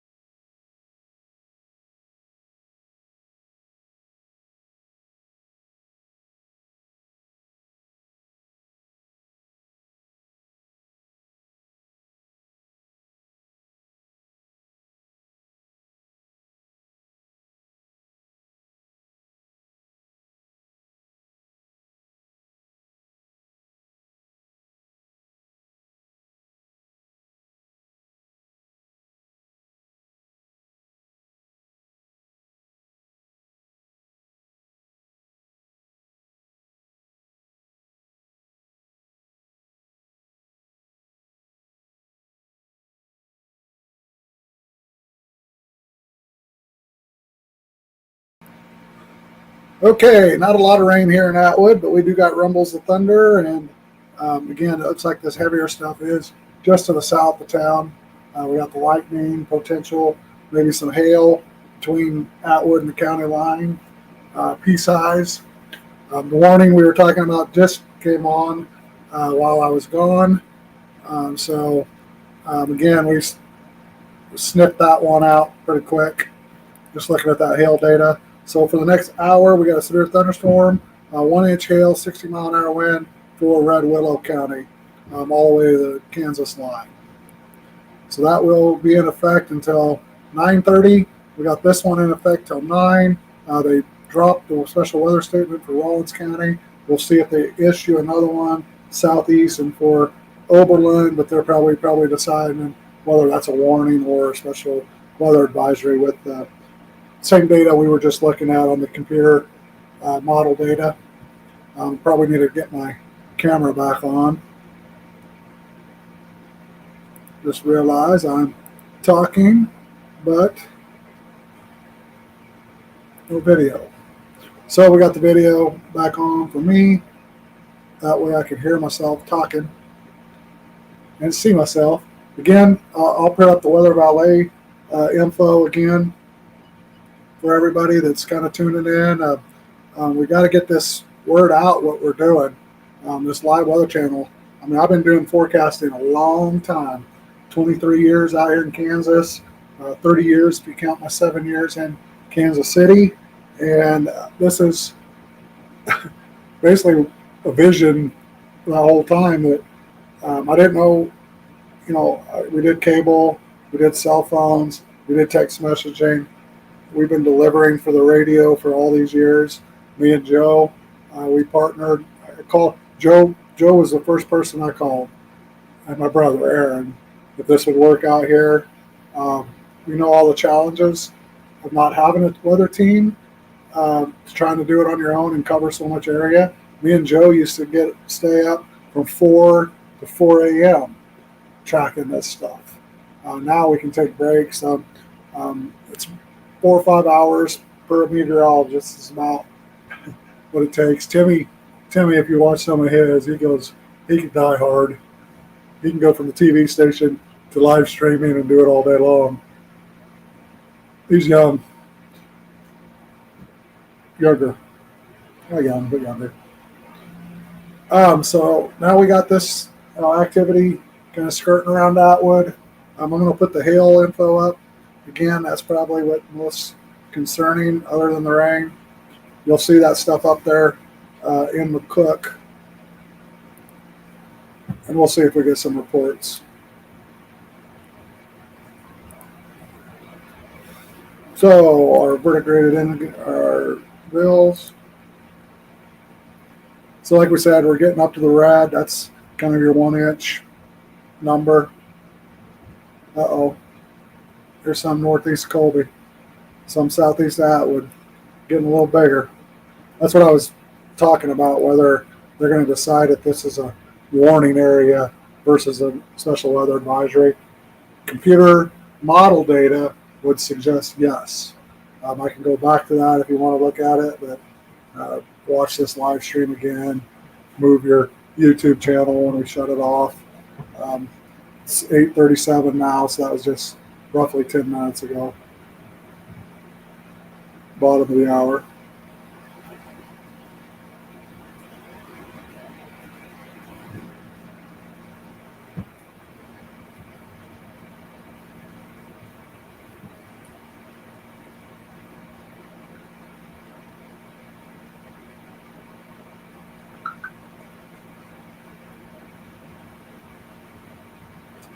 But again, we're talking about tomorrow, 4th of July.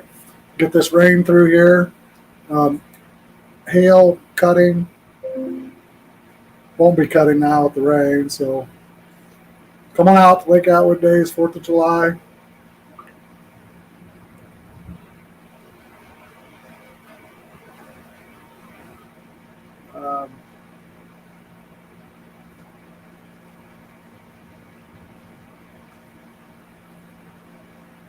Sorry, answering questions again.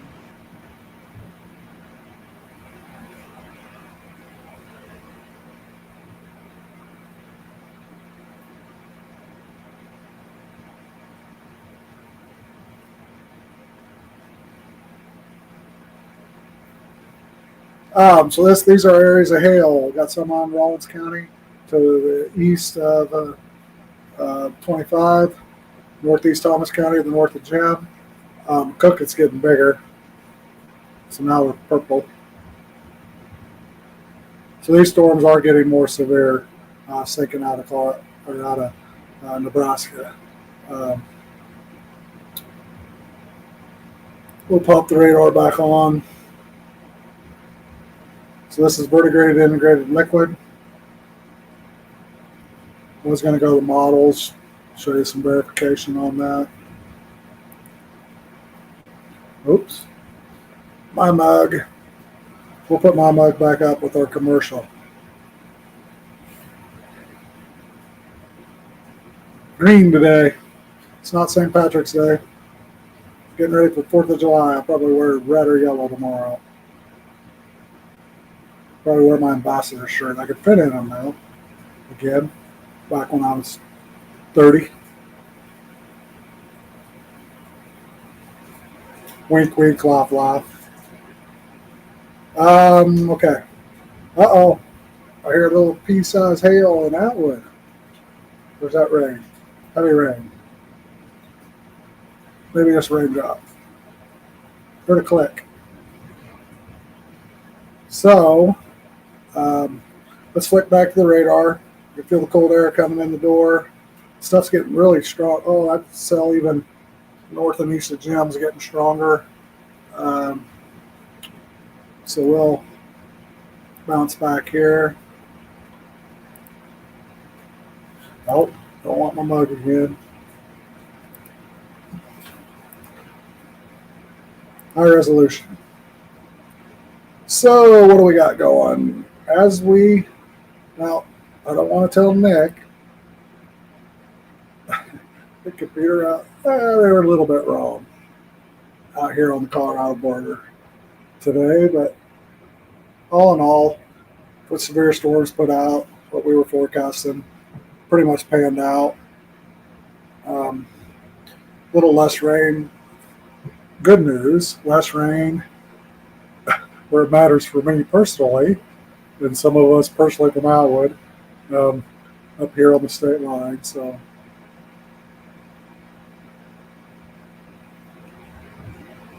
still no warning on this stuff coming out of Colby. But look, we're getting a good bow echo again. It's going to trigger. I just count on it. The Hoxie, the southwestern Decatur, northeastern Sheridan.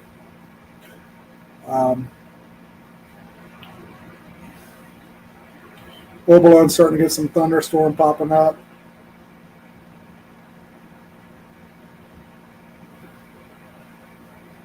Downpour is in Atwood. Should be coming to an end.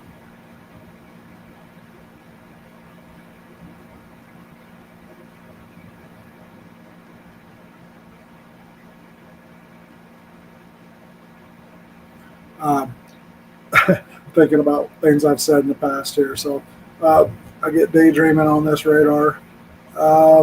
So zooming back out, everything up in Nebraska is a weekend. Gonna watch this stuff coming right here for this area.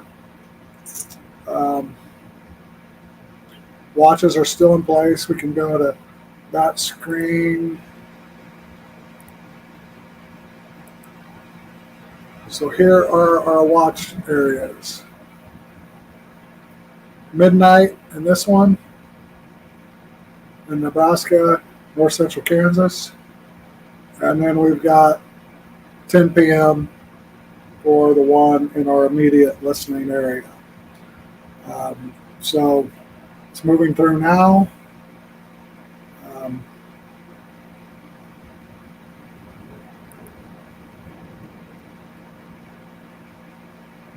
This is the one to the east.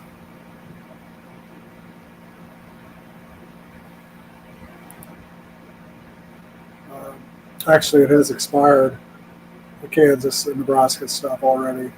So we're going to be doing special weather statements. Again, as you notice, the watch is gone, but we do have a severe storm in McCook. So don't be surprised that this might have got issued early here in Kansas. So I'll go back to radar, show you why. Severe storms, Weather Service office can make these decisions. We'll see who overrides who here in a second on all this.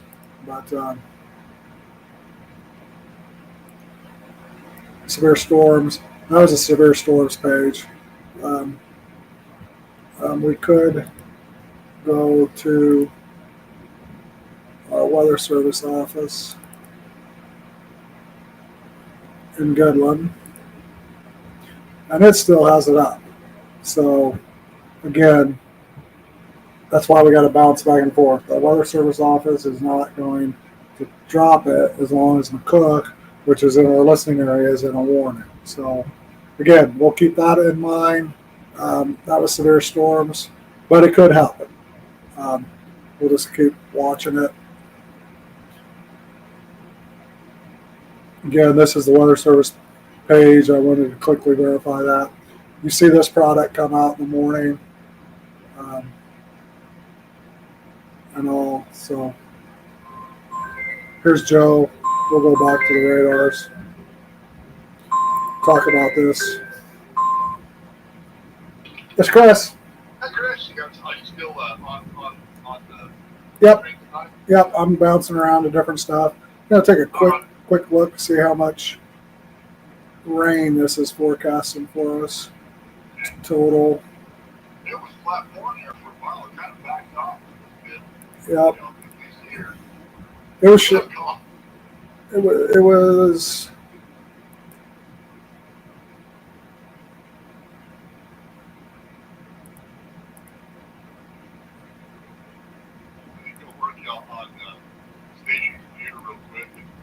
Okay. And just got back to the house just in time for it to, when the floodgates on us.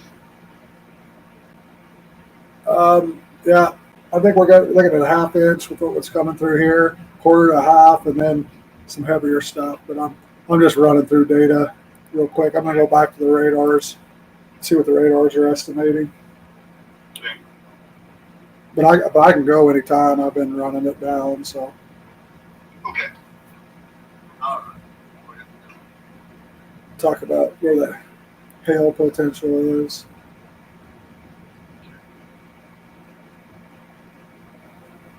You good to go now? Yep. Good. This is 106.1 P1 Disney, Missouri, back on the phone with you're always for shopping and decision whether an app as well as emergency weather streaming channel. Chris, we had some fairly heavy rain roll through the app area. So, around the Nebraska area, they've got a thunderstorm warning to contend with this evening. Yeah, so we've been watching it here on the live radar on America's Weather Streaming Channel, Kansas Facebook page, and YouTube, My Weather Now. These two areas of storms, one dropping southeast out of Nebraska, and this other one coming out of Colorado with a more eastward movement that's now moving through Atwood and southeastern Rawlins County, eastern Thomas County, southeastern Thomas County, where we do have a special weather statement still in place for Thomas County, which would include some hail up there to nickel size and wind gusts of 55 miles per hour. When it did go through McDonald, we had some pea-size hail. Maybe a little bit of that still going on in the southeastern parts of the county. There definitely was some along 25 south of Atwood and to the east a little bit. Last radar route now has that kind of moving towards the Achilles area, the county line, and we're waiting to see if maybe the Weather Service doesn't issue a warning for Decatur, southwestern Decatur, northeastern Sheridan County here as we go to the top of the hour. But we do have the warning up there in McCook, all of Red Willow County, that is in effect for another 42 minutes. So that is going to stay in place, and that is where we've got the 1-inch hail and one gust of 60 miles an hour. It is starting to now work its way across the state line into Decatur County. We got some storms forming around Oberlin, some scattered stuff in eastern Rawlins County, with this stuff in the moving into southwestern Decatur, southeastern Rawlins is what we're watching for the possibility of a warning coming out here at the top of the hour. Again, this is borderline type stuff. The Weather Service does have a watch remaining in place. Severe storms has dropped it, but the Weather Service page still has it up. That will be in a watch until 10 o'clock. And then it picks up till midnight in Phillips County to our east, and then off to the east and south central Nebraska. So we're right at that borderline level with this activity, but we're talking pea-size to 1-inch hail. If you get any of it, that's not good, but it is very localized. It looks like, from what I could tell on radar, 60, quarters, hundreds of acres, spots versus widespread. And pea-size to nickel, not the 1-inch or bigger. There's now potentially up there in the McCook, Indianola, Cambridge areas, working their way towards Danbury, Norcator, and Norton. Chris, as you look at radar after this activity goes through the Highway 25 corridors, do you think behind it, or are we pretty much done for the evening? We will be done for the evening, and the good news is high pressure will be moving in tomorrow. Winds will be still breezy in the morning, 20 to 30 miles per hour from the north. It will be cool in the upper 50s to around 60, only warming to around 70, 75 at noon. And tomorrow afternoon, and the sun does pop out, the winds start to die down tomorrow afternoon. We'll see temperatures in that 80 to 85 degree range. Perfect for 4th of July. All the festivities going down on the lake. Start off the morning with the canoe races, bike races, 5 Mile County Challenge. Switch into basketball later in the morning to around noon, depending on how many 3-on-3 teams we got. 4:30, 3 o'clock, we start seeing the evening activities. 3:30, 4 o'clock, 4:30, the evening activities start firing up. And again, your traditional Lake Atwood days, 4th of July, windy in the morning, diminishing in the afternoon and evening. Perfect for fireworks, probably looking at 70 to 75 degrees. All right, sounds like a nice 4th of July. Chris, appreciate the updates. Once again, that's Acting Meteorologist for Sean, the Precision Weather Map, as well as America's Weather Streaming Channel, for KYBC Radio. I'm Joe Missouri. All right, sounds good. Well, What's that, Joe? I said tomorrow's going to be pretty nice. Yeah, I'm ready for tomorrow. Yeah, me too. So I think I'm smoking ribs. So that's at least what I've been told. So. Well, I'll have to ask the family. We probably won't decide till the last minute. Shane and Tori doing anything? I don't know.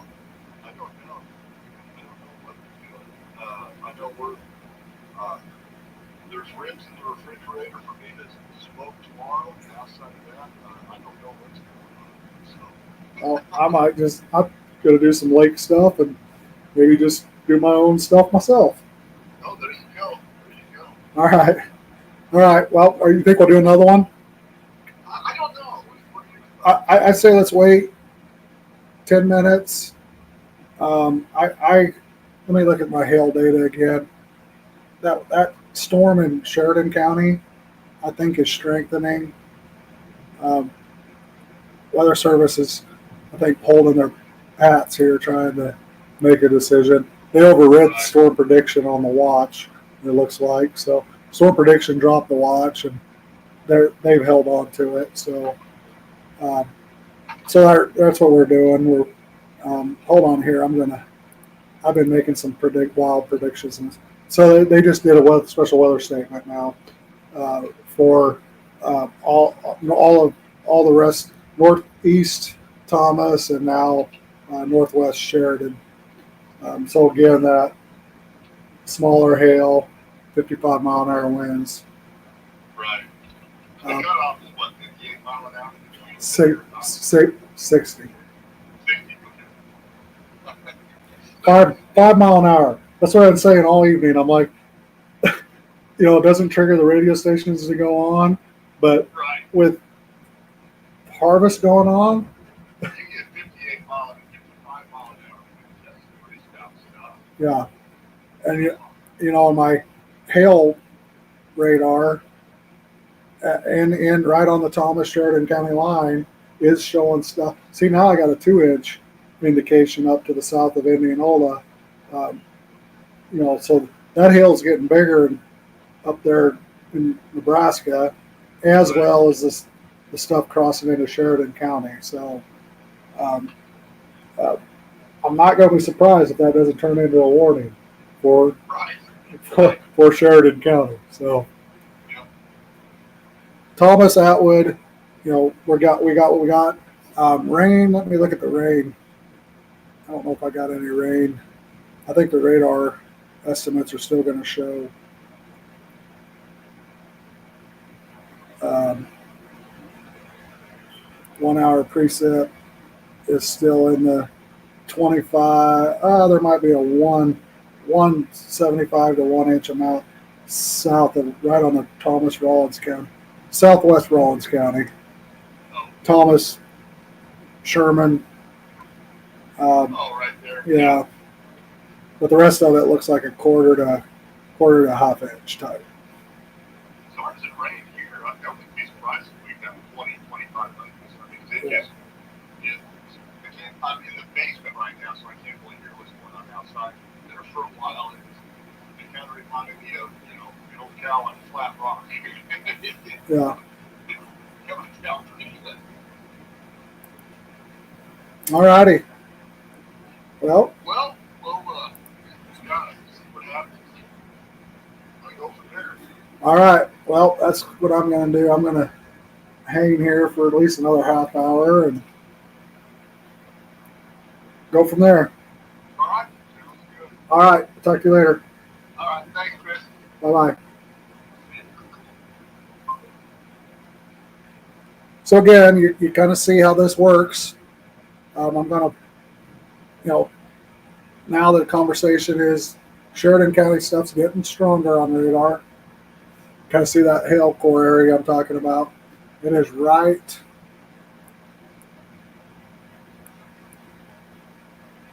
Rexford. Rexford would be where that's at. And we'll put the bill on. You'll see what I'm talking about. So it's right on top of Rexford.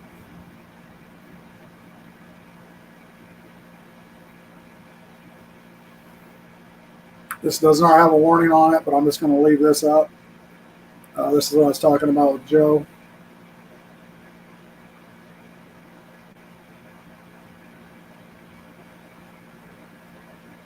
This is the product we use for hail.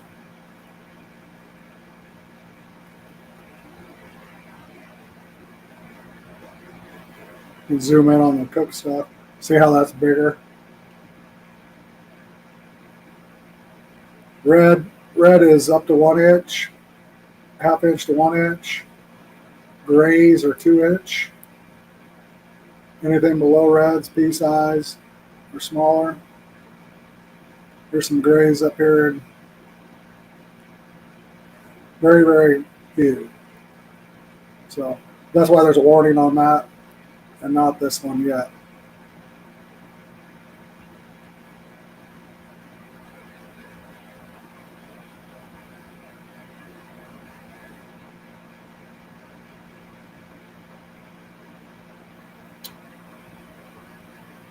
So I'm gonna pause the radar. We'll see it when I come back.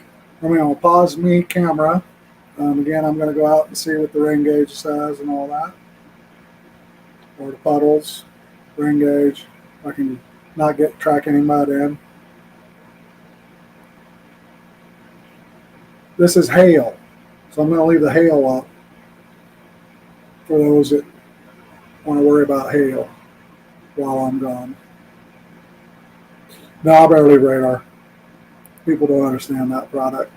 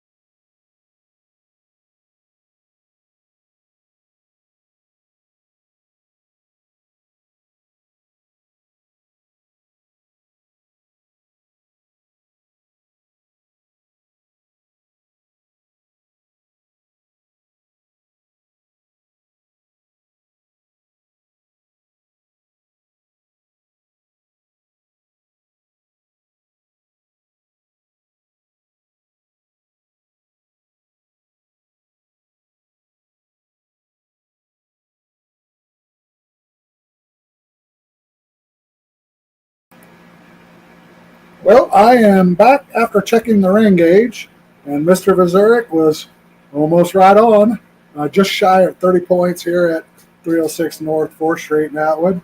Radio station, or his house, is only, I think he's at the house, so he's only a few blocks, 4 blocks away. So he was thinking his, Joe, he's pretty amazing, can hear it and predict it at a quarter inch. So looking at my rain gauge, it's just shy of the 30 hundredths line, so it's probably about 28 hundredths. Again, we were on that very north end. I'll put the radar estimated totals on the 1 hours, and you can kind of see what we were looking at there. So we'll zoom out a little bit. We got the warnings now that have included Arapahoe County, Beaver City, Oxford, working its way down into Phillips County. Storms are popping up in the Mercator area, moving south into those parts of the area. Weather Service Office still has not initiated any warnings for the Goodland Weather Service Office. If we look at our radar rainfall amounts,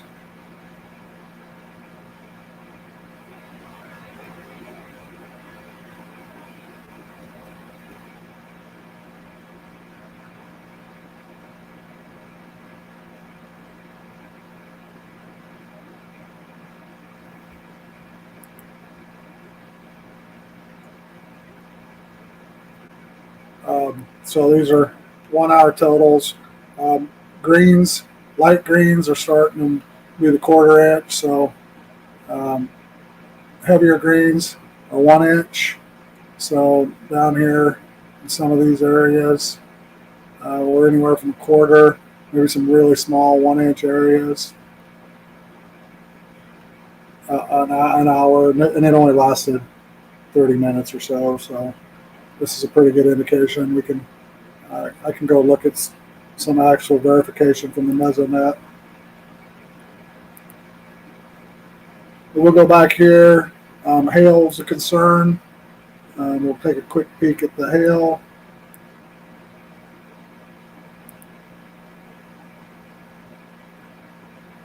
And then look at some model data. Still some hail on that Thomas Chardon County line to be concerned about, and some bigger stuff up there in Nebraska. Let's see if they up this one. Lowered 3/4 inch. This one's probably an inch. So that's the Hastings Weather Service Office.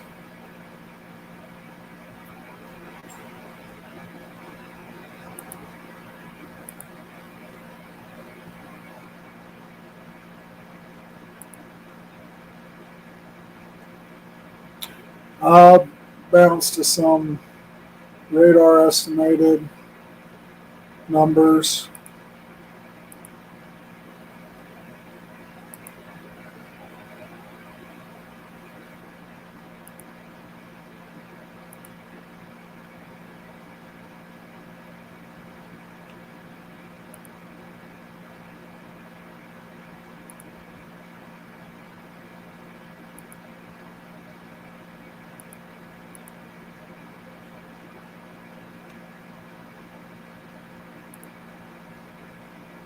So we're looking at the Mesonet, Kansas Mesonet. Let's see. Oh, that's Oklahoma, sorry.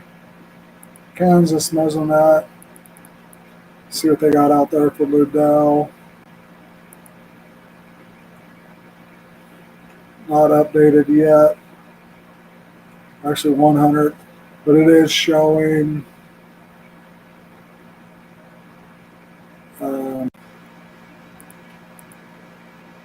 precipitation.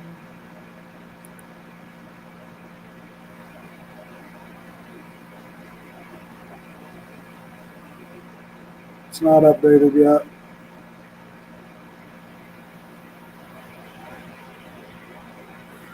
Oh wait, no, I got the wrong thing up. Observations. And today. It is showing a inch 12 max out to the west on the Colorado border, west of Goodland, 75 in Goodland or around Goodland, 98 Cheyenne, Colorado, Sherman County line. Get into Rawlins County, quarter to half inch. What it's showing might not have the last update. So quarter to half inch, and then up to an inch as you get close to the Colorado line. So here at Atwood, 28 points, 30 points. My rain gauge here at 306 North Fork. Add that to totals since last Friday. Inch, what is that, an inch 90, almost 2 inches. So we'll take that this time of year.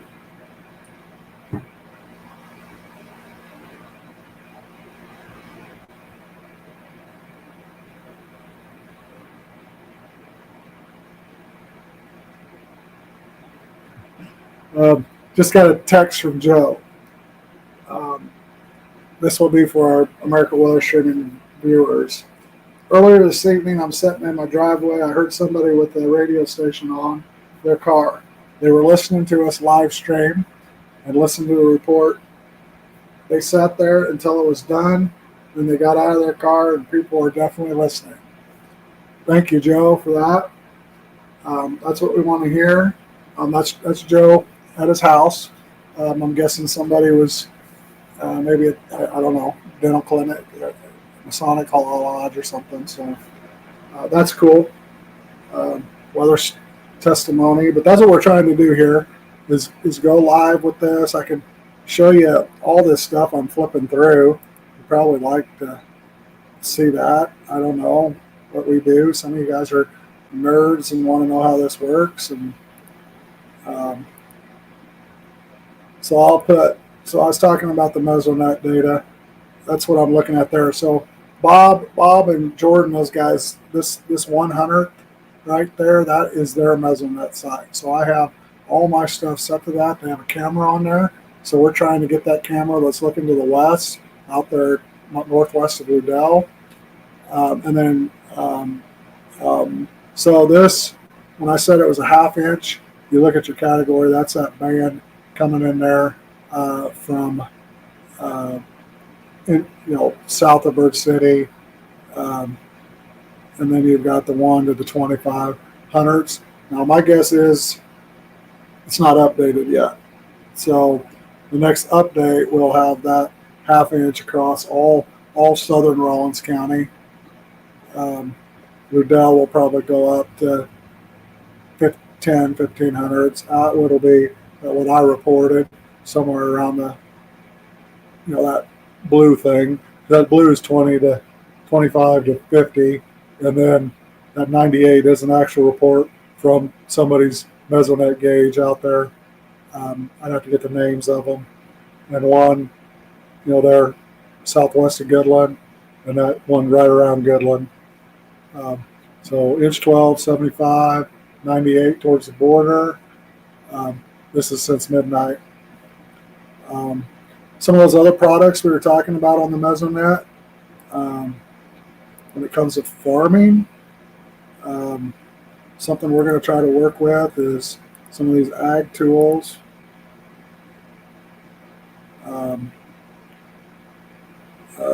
Inversion. So these are soil temperature differences, and with wind data to show an inversion strength or somewhere that's good for spraying. So today, close at some points.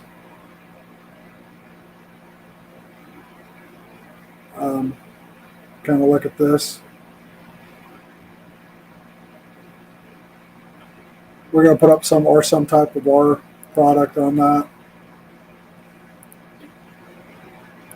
So going to work with that for some live data for or at least a camera, and then we'll interpret this information based off our radars. And I'm thinking of using Delta, the kind of the Delta dry bulb, wet bulb, temperature, dew point depression, some combination of that with light winds, maybe out 7 days to forecast inversions. Again, Goodland Weather Service page. Everybody's probably seen that. Our model, Pivotal Weather, we got access to all their product, all the models. Let us do it for you. Storm Prediction Center, Surface.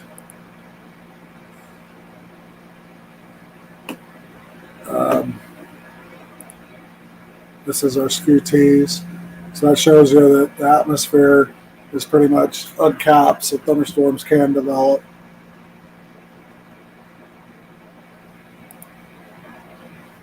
Well, that's just some of the basic info. Go back to our radar. Forgot what I was talking about. But anyway, our weather valet. I'll just do a plug for that. Again, it'll be featuring Northwest Kansas. This is how you get set up and registered in our system, get your subscription plan. If you're hearing this and want a month free on an annual plan, I can give you the code. I don't have it in front of me. It's in my email somewhere. But then that'll start getting us set up. We're going to have the live weather channel up August 1st. That'll be Dunker's Atwood Cable Systems. We'll have that streaming on their platform 24/7. And then we'll be integrating that into our website, Weather Valet, phone app, and that. So to get access to one now, we got personalized forecasts that go out 7 a.m. every morning. They're real-time, hyper-local. We update them if they change. Generally, it's at 4 in the afternoon, unless there's weather going on. But generally, we are catching, our forecasts are that accurate. I mean, you hear them on the radio. I've been hearing them for several years. Everywhere I go, that's always the compliment. We've just been, now the technology is there that we can do this weather channel. When we talk about budget-friendly, $1 a day. You have a live weather channel. Money goes back to the local meteorologists that are working for the company for pay and that. So we are a local business, local meteorologists, started in our home areas and then work together to do the live streaming across the country. So it's unique. It's very, very unique.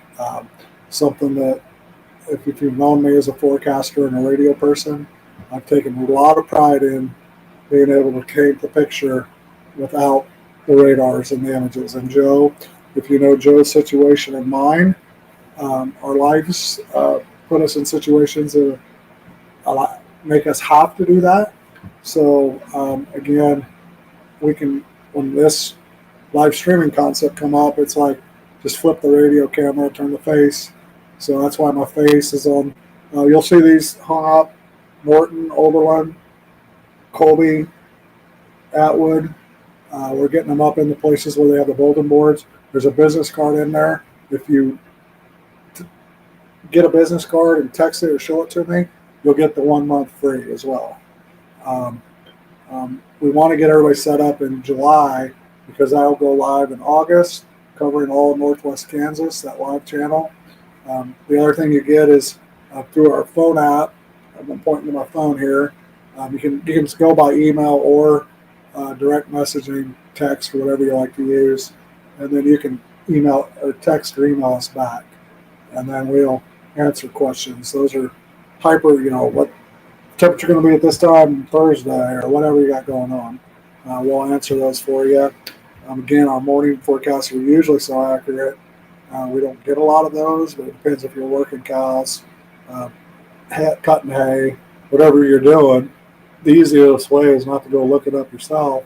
Just text us in that. So budget-friendly pricing, $1 a day. If you're a business, you can get 4 people on it for $25 a month. So each person is less. Site crew, other information, educational, shorts, how to kids. We want to do a lot. A lot of our meteorologists are also educators. I'm a radio guy, so a lot of talking radio stuff. But again, this is what we want to talk about is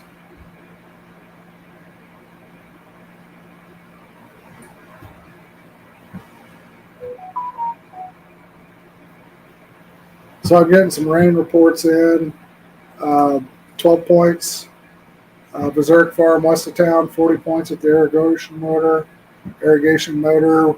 which is that area closer to McDonald by Aaron and Lacey's place.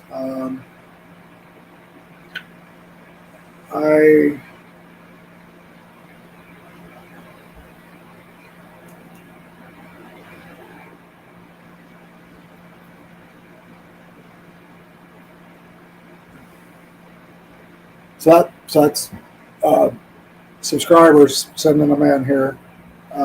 Our weather service subscribers, and they'll keep coming in on the phone. These are always the first ones because they always do come in first.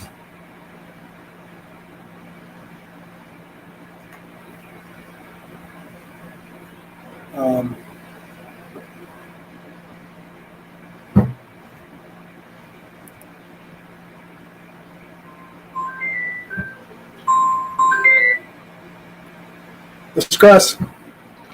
Hey, Lacey and me car. They're driving down I-70. Okay. Almost getting about 15 minutes from Quinter.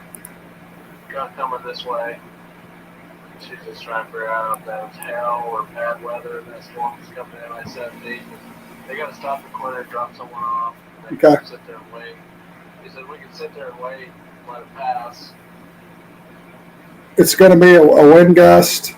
So right now the wind gust, they still got those special weather statements on it. The wind gust front's 55 mile an hour. And then as far as hail goes, it's very isolated and pea-sized reports so far. So the hail would probably be in Hoxie, southwest of Hoxie and south of Oberlin. So interstate looks fine for hail, just that wind gust. And rain's past Oakley, but not quite to the it'll be in Grinnell, campus, Grinnell, that area. It looks like Quinter, maybe about 10. Yep. Quinter. Yep. That's right. Not really any hail right now. It's plus mile an hour. Yep. Just that wind front.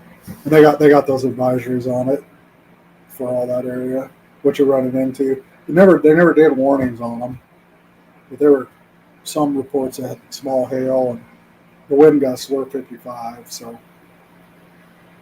Okay, I'll tell her. All right. Okay, that's a client, so that wasn't a freebie, but that's how it works. So we'd like that to come in through our phone app, but that is Aaron, my brother, so you got to tell him to do that. Do the text message. So, got me up here again. Enough talking there. Weather Your Way, weather.com, American Weather Streaming Channel Kansas Facebook page. This is on there live. You can watch it live, and then it's on there to watch the recording if you want to rewatch it.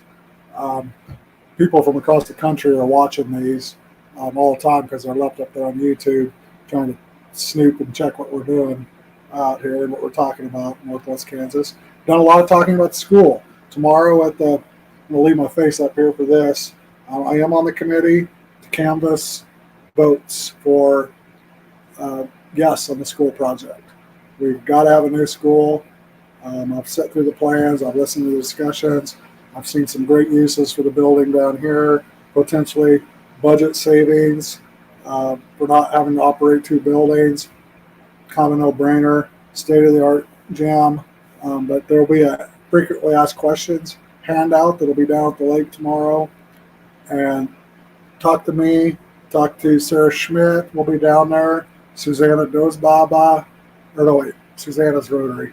Getting my Rotary school mixed up. But me, Mitch Bimes, Michelle Moses, Tony Colwell, myself, Sarah Schmidt. We'll be around down there to answer questions on that topic. We'll also have 3-on-3 basketball, canoe races, county challenge starting in the morning. What else? Then our regular 4th of July activities. Sure, there's some food down there. So let's just, nice weather. Let's hang out at the lake tomorrow, particularly on these topics. If you hear me talking about this, Weather Valet, obviously sign up for our weather service. But again, if you are passionate about the school, let me know. We got petitions and that. We're out doing this canvassing to count the vote campaign to make sure that we can get this passed and get to school. It's sad going by there every morning. I've done the last 2 mornings as I got up to walk Mama, and I don't know how I feel, but we all feel the same way.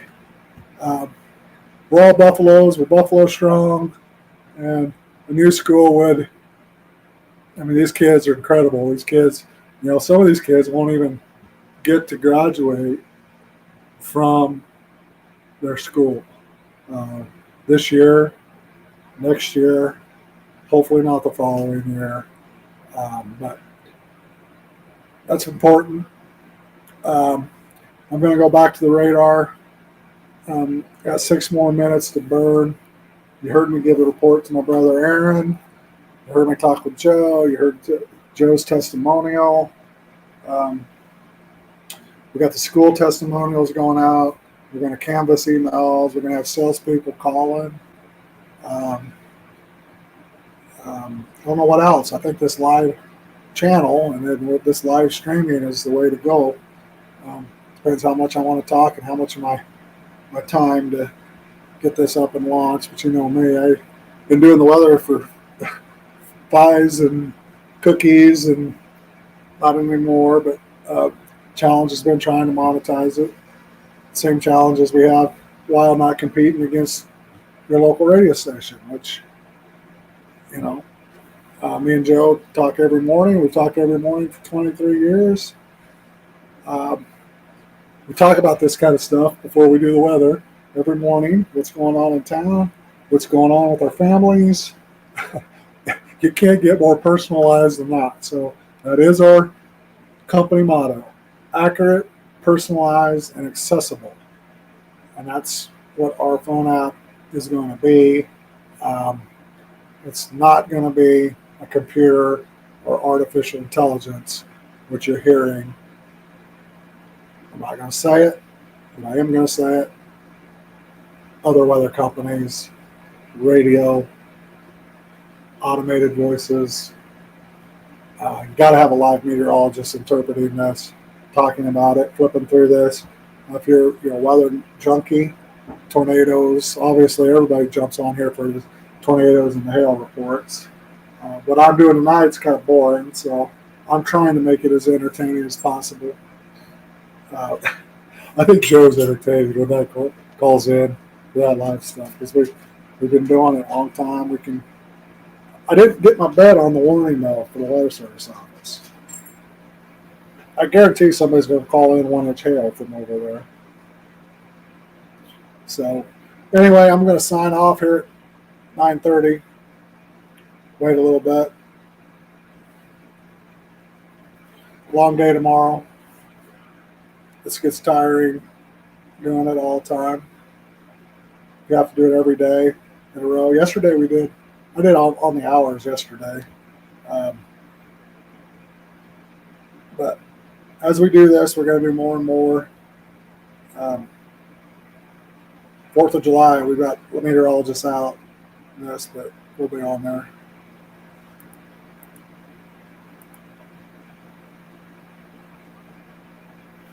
Sorry, I'm bouncing around.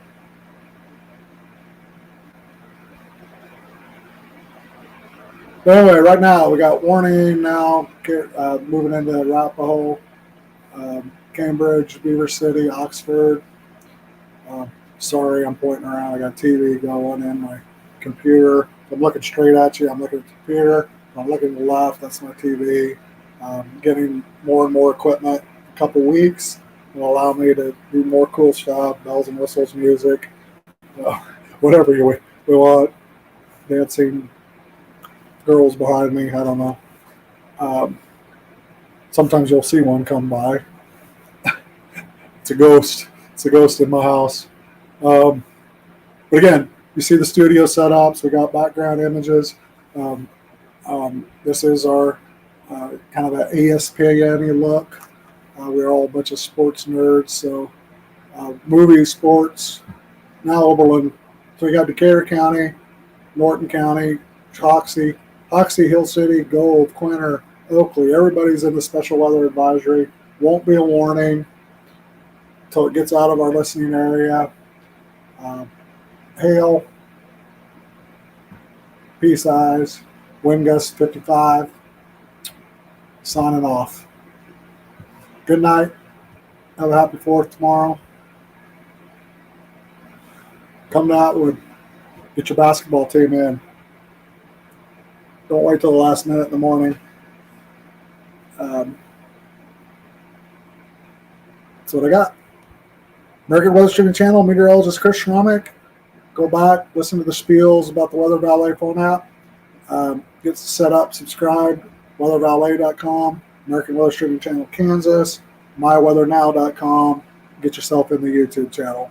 Good night, happy 4th, and we will see you ahead and at the next storm, probably, or the next event for our area.